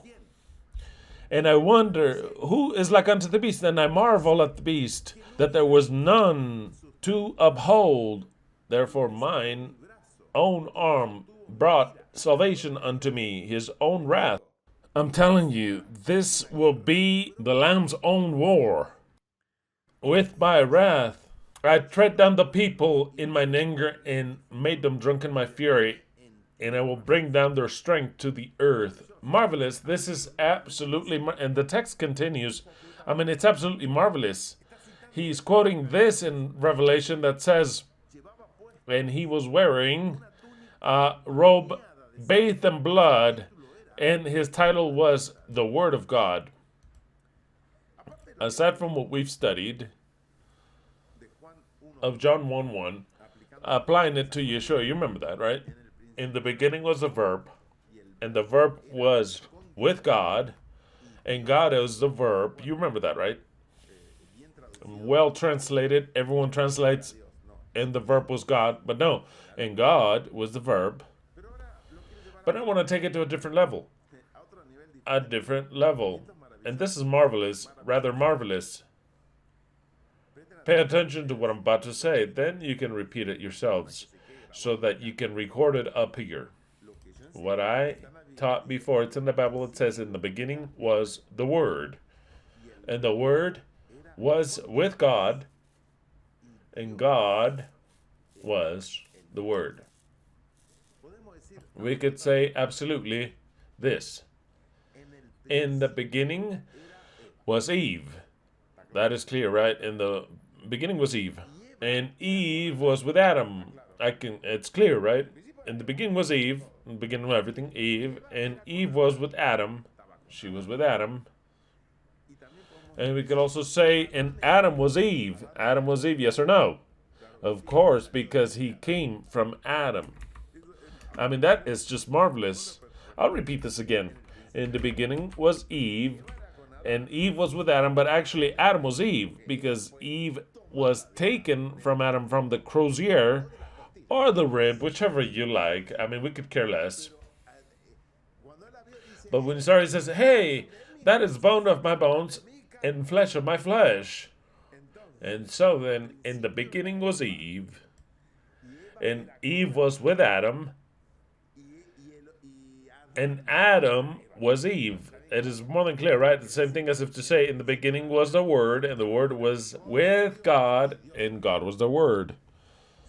If you have yet to grasp it, repeat this video until you do, because here comes something magnificent. Therefore, we can say, and pay attention, please. In the beginning was the wife, no matter if we were born later. In the beginning was the bride. And the bride was with Elohim. And Elohim was the wife. Exactly. If we are the wife, or whatever, or whichever she might be, she came from Elohim. It's not a gifted woman, or found woman, or bought woman. No. No. That is not what the scripture teaches. The wife is flesh of his flesh and bone of his bones. It is the symbol of Adam and Eve. Then I'll repeat this again, something magnificent that you'll never hear anywhere except within the only one that has the name written that only he knew. The one that esteems himself to be, and only he does, so we could say it like that, only he believes it. In the beginning was the bride. Even though Eve didn't exist, she was the bride since the very beginning. And the bride was with Elohim, but of course she was. And Elohim was the bride, but of course, absolutely, we are the Word, the verb, the action of Elohim. The wife, the Christ, wore a robe bathed in blood, and her title was the Word of God. It's just that no one knows that she's a wife until the wife makes it be known unto the world, but no one knows. She has a name written and no one knows but himself, or herself rather. No one knows it. In fact, if we were to tell them, they would not believe it. If we were to tell it to them, they would say that we are blasphemers. So then there's no need to tell it to anyone. Only she knows it, who she is, the one that's coming. I mean, it's so magnificent, absolutely magnificent. And then it says, I saw heaven open, and behold, a white horse. And its rider was called Faithful and True. because he judges with righteousness and makes a righteous war comes to fight.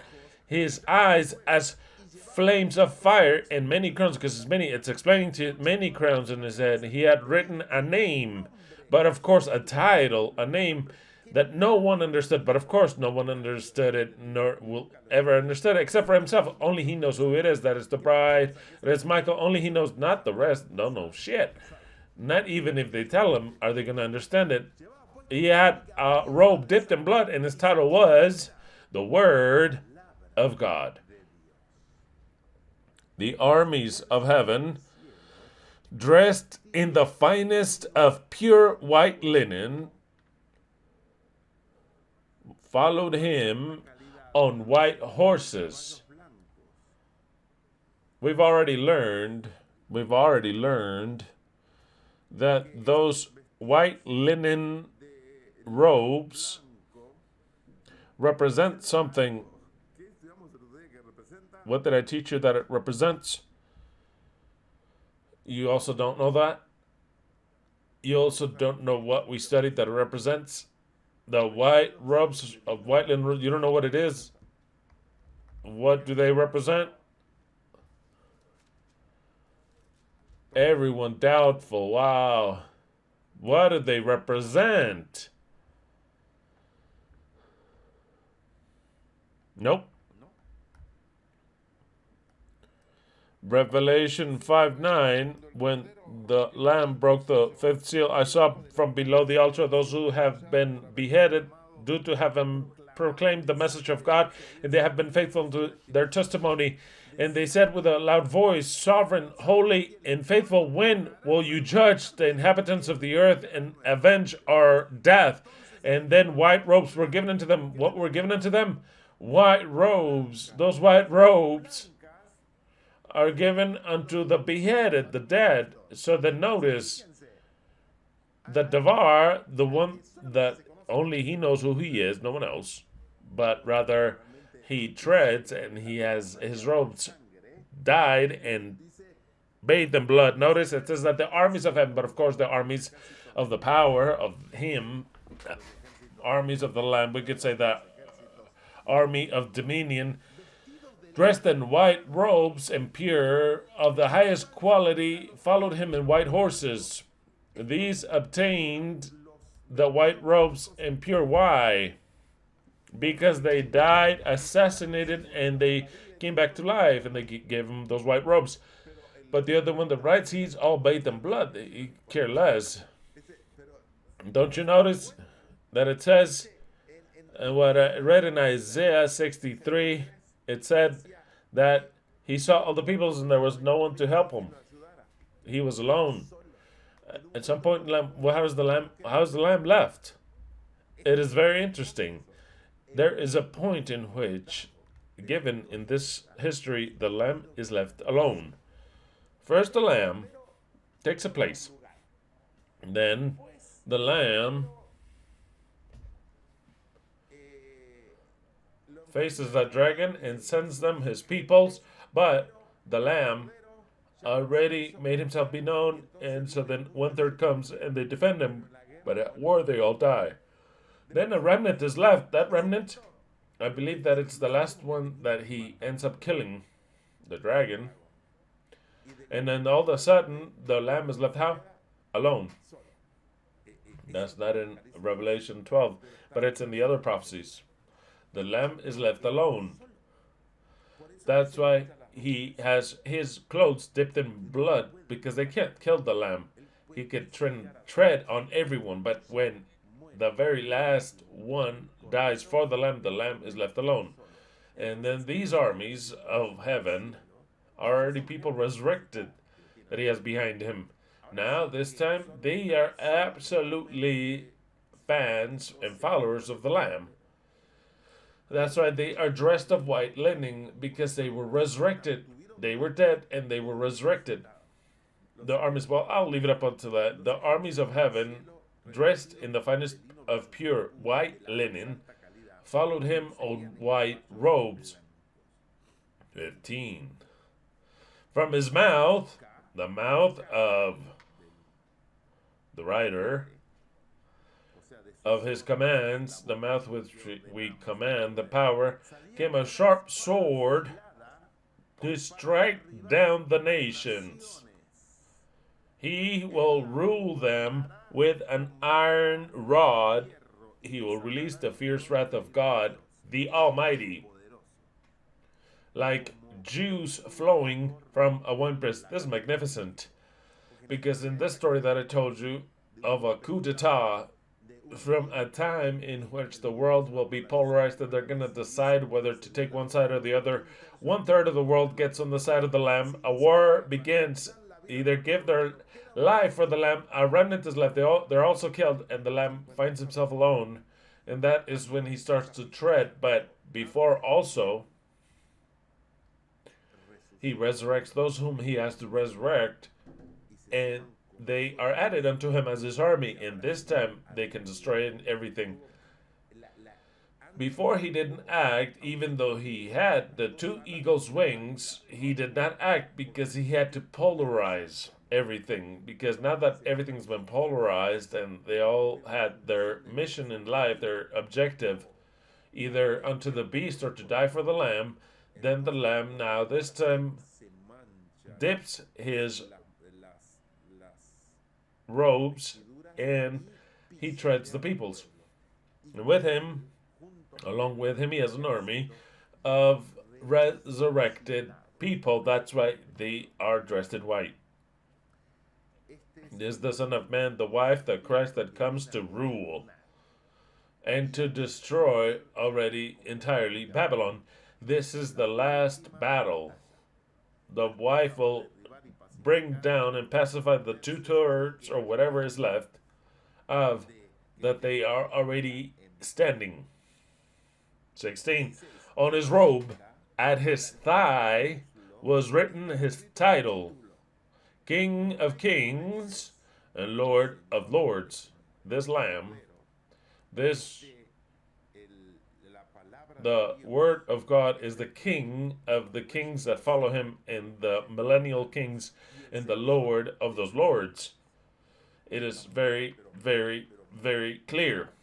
Then I saw an angel standing in the sun, shouting to the vultures flying high in the sky, "Come, gather together for the great banquet God has prepared. Come and eat flesh of kings, generals and strong warriors, of horses and their riders, and of all humanity." In case it wasn't clear how much humanity is left right there, in that moment is the last battle. Here, the Lamb does destroy everyone, but before the Lamb, Michael destroys everything. First, they have to go through the polarization of the world. You do understand that, right? I want to explain this to you. Understand it. I know that I ask you next year, but no one knows anything. Having power to destroy everything, that's not the point, to destroy everything, but for the world to polarize and for that everyone to have the chance of dying for their faith. 1/3 of the earth dies for their faith. They don't need a the woman doesn't need to be defended because she has the 2 eagles' wings. But those who have to prove their faith are the rest of humanity. So then, it says, "Come, eat the flesh of kings, the generals, the strong warriors, that of horses and their riders, and of all humanity," the 2/3. Now it is both slaves and free, both small and great, both part of Babylon as those who serve Babylon. Then I saw the beast, in other words, the power, and the kings of the world and their armies gathered together once again. What it says in Psalms 2. All gathered together to fight against the one sitting on the horse and his army. This is the final battle. This is the final fight of this whole incredible story that will take place. And then the dragon. Well, I'll quote again the text that we were reading, right? Precisely what it was read in Revelation 12. Remember? And then the dragon was wroth against the woman, and he went and make war against the rest of her seed. This is what's happening, and I believe that he ends up killing them. He resurrects them, and then this comes. Now they all gather together against everyone. Then I saw the beast, and the kings of the world and their armies all gathered together to fight against the one sitting on the horse and against this army. And the beast was captured, but of course, and with him the false prophet, but of course, who did mighty miracles on behalf of the beast.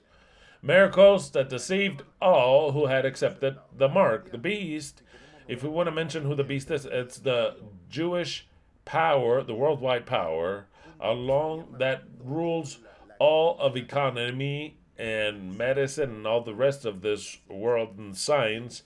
And the false prophet is the one that helps with most. It's the US of A. That's the false prophet, the one that does the great signs. It's her army. The beast is Israel, spiritually and hidden and physically.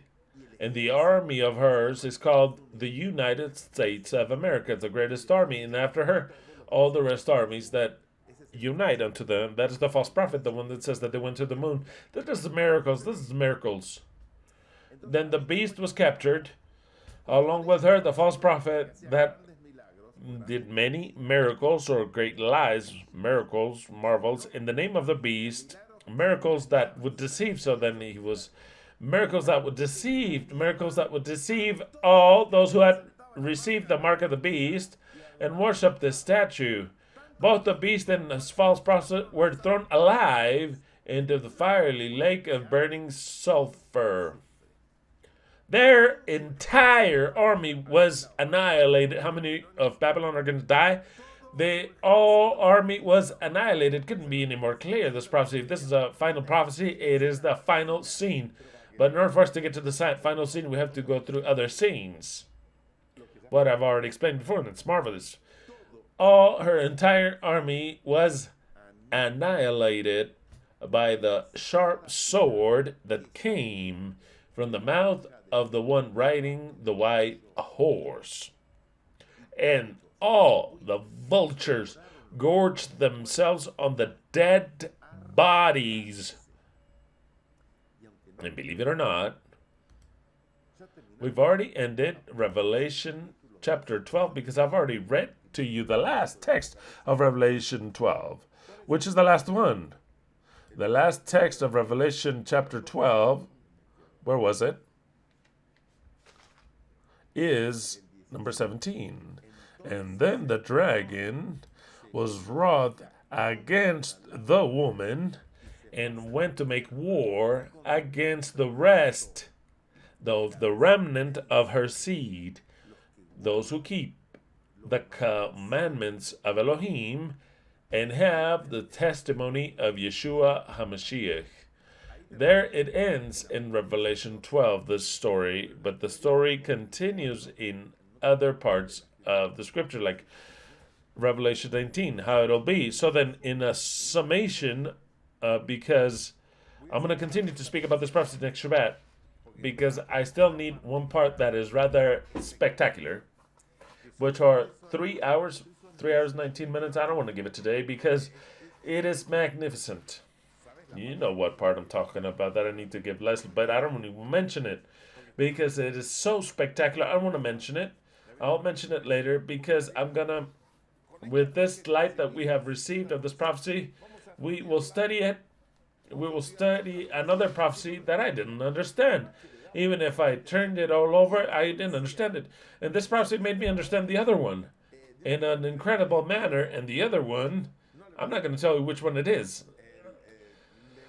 Yeah, because you're going to understand it if I mention it, because you also don't understand it. I'll tell it to you right now. Well, you don't understand anything, but for at least, well, okay. It specifically, no one understands it. I don't understand it. I didn't understand it. But this one made me understand it, and I said, wow. And we're going to start to see it next Shabbat. But I need another part of this prophecy, and what I've explained to you, but of the nation that'll be born. It's so marvelous. It is so absolutely marvelous, this prophecy, that I will read it to you again in the Spanish DHH and how you're going to understand it. I'll read it to you again, once again, all of it. Revelation chapter 12. And it is the story that's impressive of the final revolution, judgment and revolution on earth. And there appeared in heaven a great sign. A woman clothed with the sun. A woman clothed with the sun is even better. Wrapped in the sun. Wrapped in the sun, it says in this version. It's more than clear. A woman wrapped with the sun as if with a dress. No, I mean, I hadn't read this one. And there appeared in heaven, I'm reading the Spanish DHH. And there appeared in heaven a great sign, a woman wrapped with the sun as if with a dress. So then she put the sun on as if it were a dress. It's more than clear. Just like those pictures they put up right there in LV Official. Exactly. Just like you wrapped yourself in it. Exactly. Because I told Leslie, I want a picture of you naked with the flag wrapped around you. She's like, no, not even if I were crazy. She's like, if you're not naked, I won't get your picture. And just let the flag cover you. And Leslie said, no. Because the flag is transparent. It's like, no one's going to say anything. I was like, Leslie, please let me take a picture of you. Because there was a dress, but until for it to get here with the sun, it was precious in Amazon. But it didn't get here like in 2 months. I said, Leslie, what if I cover you with the flag, but you have to be naked? And she said, strictly no. Want to take a picture of your grandma? And oh well, that's the way it happened. But at least I had her wear the flag here in front of you. Okay, so then it says, and there appeared in heaven a great sign as a woman wrapped in the sun as if it were a dress. I mean, what a great version is this. I can't believe it. With the moon below her feet and a crown of 12 stars upon her head. The woman was pregnant and she yelled due to the pain of childbirth. And there appeared in heaven another sign, a great red dragon who had 7 heads, 10 horns, and a crown in every head. With his tail he dragged the third of the stars of heaven and cast them upon the earth. The dragon stopped before the woman that was about to give birth so as to devour her child as soon as it was born. And the woman gave birth a man-child, which shall rule all the nations with an iron rod. But her son was taken away and taken before God. Bad translation, but well. Before God on his throne. And the woman fled into the desert. She fled unto the desert where God had prepared unto her a place that she be fed there during 1260 days. Then afterwards, there was a great battle in heaven. Michael and his angels fought against the dragon, and the dragon and his angels fought. But they could not defeat. And there was no longer a place for them in heaven. So then the great dragon was cast out, that old serpent called the devil and Satan, that deceiveth the whole world. He and his angels were cast out to the earth. And then I heard a strong voice in heaven that said, here is the salvation, the power, and the kingdom of our Elohim, and the authority of his Messiah. For he has been cast out, the accuser of our brethren, the one that day and night would accuse them before our God. Our brethren have overcome him with the blood poured out of the Lamb, and with the message that they proclaimed. They had no fear of losing their lives, but rather they were willing to die. Rejoice then, heavens, you that live in them, but be woe unto them that dwell upon the earth and in the sea, for the devil knows that he has but little time, has come down with you wroth, with fury. When the dragon had been cast down to the earth, he persecuted the woman that had the son. But unto the woman were given 2 great eagle's wings, that she could fly to her place in the desert, far away from the dragon, where she had to be fed for during 3.5 years. The dragon cast out water through his mouth so as to form a river that would drag the woman. But the earth helped the woman, for it opened its mouth and swallowed up the river that the dragon had cast out of his mouth. With that, the dragon was wroth against the woman, and he went to fight against the remnant of those who were left of her seed, against those who obey the commandments of God and faithfully follow the testimony of Yeshua. And the dragon, well, that part is not there, but the dragon stood on the shore of the sea, but it's not there. It belongs to the other side. Who's the dragon but John? You see, now that I read it entirely, how all the explanation now shines. If you know all the symbols, it was so easy to understand. Magnificent to understand what will take place. There's a part that is missing, so as to substitute what I've explained to you about how there is a government strike in a far-off place, the work of the Lamb, when the two great eagle's wings are given to him. Only there, don't believe anything sanity, only then, when that group, the Lamb, have power to do that, they'll do it. But they have a plan already, very clear. I believe that it has been a great blessing, this whole prophecy, to understand it in the time that we're understanding it, because Yahweh makes us understand all things in the measure that we need it, not before. Before, we could not have understood this. We weren't even ready to understand it, and would have seen it as very foolish, or rather very like fantasy, and not even the urge to do it. But now the right time has arrived, has come, because it is what will happen. It's the way it has to happen, precisely. So then we have another part that we need that will hook up with another prophecy next Shabbat. Either way, next Shabbat, I will call it Bethuwlah once again, because it is part of the same thing.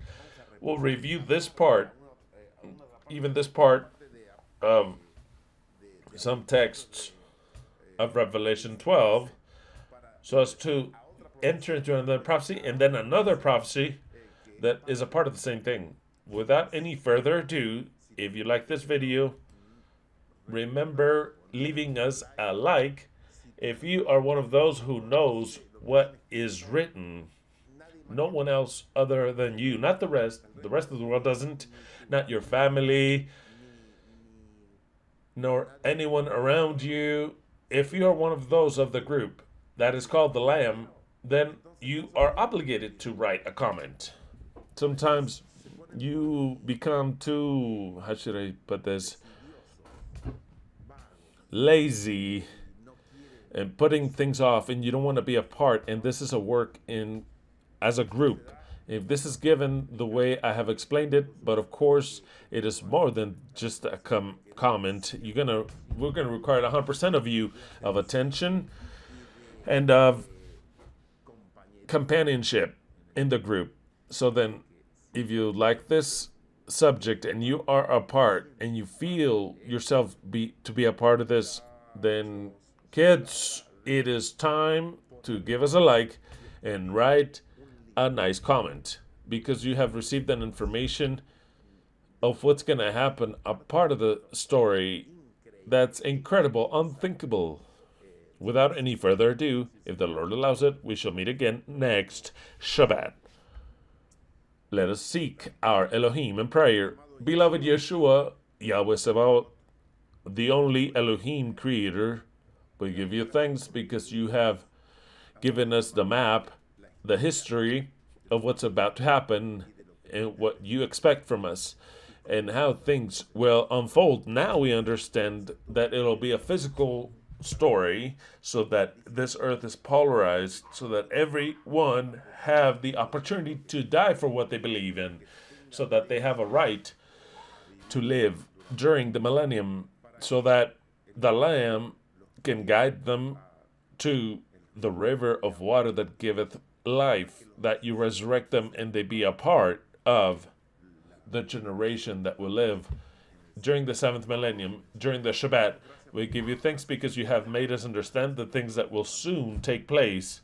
In your precious name that we're waiting for you. We desire to be a part of all this and to follow your plans, because you have written this enigma. You're the author, and you also will be the one that guides us until the end. In your precious name of our only husband, Yahweh Sebaot, Elohim Creator, we ask you for all these things, and we wait for you. Alleluia. Semper Fi. Semper Fi to every one of you. Long live the sons and daughters of Elohim. Long live the Argentum, wife of Elohim. And long live the revolution that will soon come. The revolution that would seem to be insane and incredible, but it's written and will take place. It'll be something rather unexpected unto the beast. They'll gather together to war, but we shall see the unfolding of what we've been studying. If the Lord allows it, we shall meet again next Shabbat. But we are not to celebrate Angelina's birthday, who is on her 21st birthday, and we shall make spaghetti or pasta al scarpanieri. Exclusively delicious. May the Lord bless you and keep you. Alleluia to every one of you. If you are part of the group that has a name written, not only you know, because if you were to mention it, no one would even believe it, not even your grandma, then I hope a comment from you. Go out from your laziness, because really it is a time to start to act. Yahweh will have an active group. Incredible. So then I hope you leave a comment. I will be expecting it. Alleluia to every one of you.